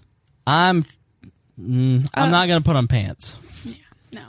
Pants are overrated and are stupid anyways. Yeah. We need to protect the dark humor and the memes, though. Like, yes. We need to protect that. There's just a group of people who are no fun in the world, and they have no sense of humor. Yeah. And they can't separate. They're so literal that they can't separate that me jokingly saying that Hannah has a smaller brain, it's science. Like, it is true, women have smaller brains, but it doesn't make them dumber than men. Like, you know, like, they just can't separate that stuff. Yeah. It's like, if I were to make a racist joke about Harry right now, they'd go, he's a racist. It's like, never mind that my black friend is here every week, and if I were, it's like, Harry is a good judge of character. Like, it doesn't matter to those people, though. Yeah. No. You know, he has no ability to think. They can't separate humor and comedy and your true opinions. Yeah, like, they don't understand satire. Yeah. He can't think for himself. It's really actually very they racist. have to sell you your oppression. Yeah. Yeah. I'll show you the comments from the liberals. Oh, you're smarter than this. Yeah. You can move away from this. Why are you with this guy? Right. Really? Yeah. I thought I showed you these. No. Okay, turn the comment section off. From the liberals when they were like, oh, come on, stop doing this. You know, you're letting them do this to you. It's, taking away my agency completely. Yeah. So, like, I understand that aspect when women talk about that. It's like, okay, I've seen this happening. I've seen this. No, I love... But not against my gender, but, So, am I going to get roasted? Probably. If you want. We don't really do that as much. Like, I really... No. I mean, like, by your viewers. Oh, I don't think so. Okay. No. Good. Men take... time for that. Men take it... women online get treated like queens. Men online, I get told to kill myself every day. Oh, yeah. Like, I run a political Facebook page, and I run a major radio page, and it's like... every day there's just, some jackass. Yeah. Or like some when they talk about it, like I get bullied at work. It's like I once went to work one time and labeled on my hammer at work was "Go kill yourself." All right. Are you serious? Yeah. Oh, that's very sad. Yeah. All right. So, final thoughts for the episode. Go ahead. Anything, Harry? If someone could make me a Spangle Dear Leader Thanos meme with him snapping his fingers, getting rid of the boomers, that'd be great. It's very sad. Busy, so I can't make that. Final thoughts. All right, when it comes to the with the whole Kavanaugh thing, like I said, to me, the Democrats would have more of an argument if it wasn't all that, theatrical display they did before, or they even had, Democrats who were on board with him before these allegations came up, and then decided to hold back and switch their votes, and now they're ready to push back. Right? That would make more sense. Seem a little bit more, give it more believability. The other thing that it goes with it is that, to me, if this comes out, it doesn't. But to me, Dr. Ford's story, when she said it, to me, it really does feel like there was more people in that room than just those three that she described. And is just not remembering it fully. Right. And so it could be something even worse trauma that is being covered up. Okay? Or it could, or it could be something else. But that's what I get when I read it. The other thing with the whole this is when it comes to a lot of when you interact with, when I say that there's nuance a lot of the feminist argument, I'm not saying that I don't believe of equality between the sexes and the genders. That's not what I'm talking. I do want equality in front of the law and everything like that, and that where I can agree on. But what I do not like is when people are just like cops who are just complete and total assholes, whatever they put in front of them. Whether you put whatever ism you want in front of you, if you're an asshole, it's more you than that ism. So it's that, and that's where I want to that's where I'm going to finalize on that thought there, because it's just a lot of people. Like I said, I work with mostly women. It's who I interact with. Majority of my friends are women. For some reason, I interact with mostly women. I have very, very few male friends. It's strange. I don't understand it half myself too, because even when I do, most of my guy friends are libertarian wall guys now. Yeah, same. But the rest, everything outside of that, they're all women. And I'm in the exact opposite of that. Work with men, tend to hang out in male groups. Yeah. So, and it's not I try. I think it's because the nature of friendship is about attraction, and I think that we tend to be friends with more of the opposite sex because we're attracted to them. Now, you can be attracted to somebody and not do anything with it, or it may not mean necessarily that you're having sexual attraction, but it's just easier, human nature-wise, to have a conversation with a woman because you're attracted to them versus a guy. I find this to be true about myself. It's just kind of, I get along better with women. I think when you get the two genders together, we're brutally honest with each other too. I know that to be true of our friendship. Yeah. It's and you can give me a perspective that I would never see. Right. Yeah. Well, yeah. I try to get guys to come over, hey, I'm working out on my car in the garage, bring your car on by, stuff like that. And I try to get stuff like that, but rarely gets that ball rolling. Only I can get that with a lot of libertarian guys. Oh yeah, come on, let's go work on your car now. Yeah. It's some guys are weird. That's probably just because you drive a Subaru. You leave Bun alone, okay? Bun. All right. I can't figure out why guys don't hang out with me. I don't know what you named your car. Bun. Well, there's Bun. The RX-8 is called Fiona, and the Jeep is called Champ. His name is Champ. Okay. All right. And Champ is a dick. He's I could have told you that before you bought him. Final thoughts, Anna. I actually, that pretty much sums it up. I think everyone needs to take a Jordan Peterson approach to life and just pull yourself up from the bootstraps and own your own shit and look out for crazy people. Be a good lobster. Be a great lobster. Prefer Joe Rogan. I love Joe Rogan. All right, my final thoughts. I want to thank Paul Jonathan Eads Jr., the Libertarian Coalition, Christy Avery, Craig DaCosta, and Jason Doolittle for being our $100 a month subscribers. You guys are awesome. We are getting ready to launch. You're going to start seeing more content in this feed. And so if you weren't listening to the Chris Spangle Show, if you've made it this far, then you're going to like this. If you dropped off in the first 20 minutes, you're probably going to get annoyed with us. But when we do surveys, what I find is that people want more content. That's the complaint, is that there's not enough. And so I've been talking to all of our co-hosts, and we're going to start doing what I was doing over at the Chris Spangle Show, which is a 20-minute thing a day. And this is actually Harry's idea. like a year and a half ago, Wall Daily. Yeah. And I was just like, we're not there yet, but we're there now, and we've got the people to do it, and we've got a group of people who are itching to go. Low-key Wall kind of faded off. That's why Low-key Wall started, because I was like, we're not ready, but you can do this thing if you want. You're like, okay.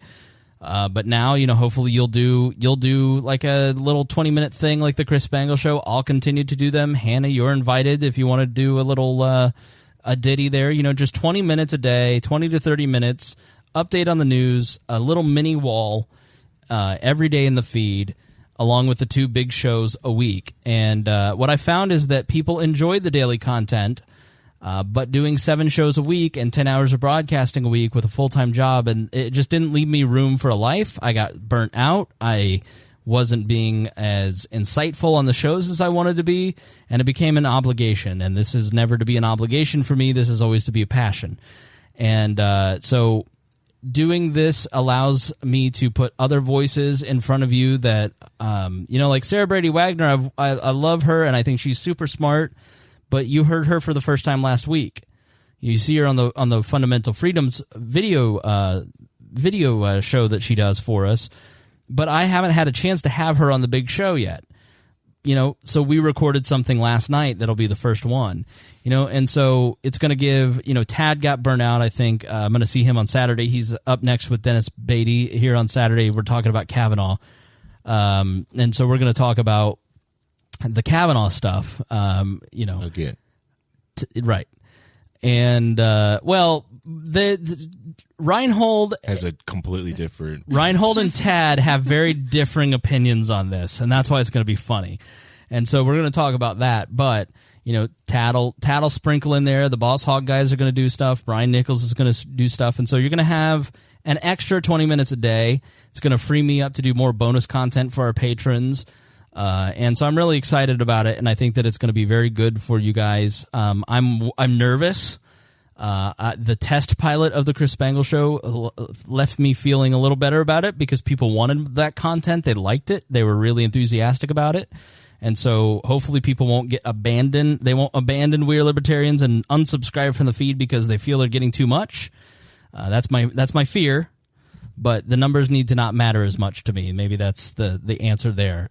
So because everybody who's doing the show is excited to be doing the show, the people that are going to listen will be excited to listen, and you'll hopefully like it. And we're putting more out there. We're putting out more of this kind of conversation that you're not going to hear this anywhere else. You're not going to hear these kind of intimate conversations amongst friends talking about big issues. And I think if you listen to this episode, you feel better about things. You feel less afraid if you're a man or a woman. Hopefully you learned something tonight. So that's what we're doing. We're just trying to... I'm trying to bring more perspectives. I have a very definite perspective. I've really worked on finding my voice as a broadcaster over the last year, and I've heard from people that it's turning into too much of an echo chamber. And so I want to throw in people like Susan Hogarth talking with Sarah. Susan was the co-founder of the LP Radical Caucus talking about Me Too. I thought I was going to hate that episode. I didn't disagree with a single thing. I loved it, and it was great hearing their perspective. So it's going to allow us to give you more conversation, and we're looking forward to it. So if you like it, please join the Patreon, support our work. It does cost a lot of money to run We Are Libertarians. It does take a lot of time to keep this going, and it's a passion for all of us, and your contributions make it work faster. So thank you for listening to this episode of We Are Libertarians. I thank our patrons. I think that's it. Hannah, thank you for being here. Yep. Thank you for making the trip. Absolutely. Thank you for not bringing Aaron. Absolutely. Pops out. He's climbed up the balcony. Harry, as always, thank you for being here, and I'll see you next Tuesday. Yep. See you on Tuesday. Yep, that's going to be a weird episode for me. Why? I'll explain off air. Okay. All right, we'll see you in just a little bit. Take care. We'll talk to you tomorrow.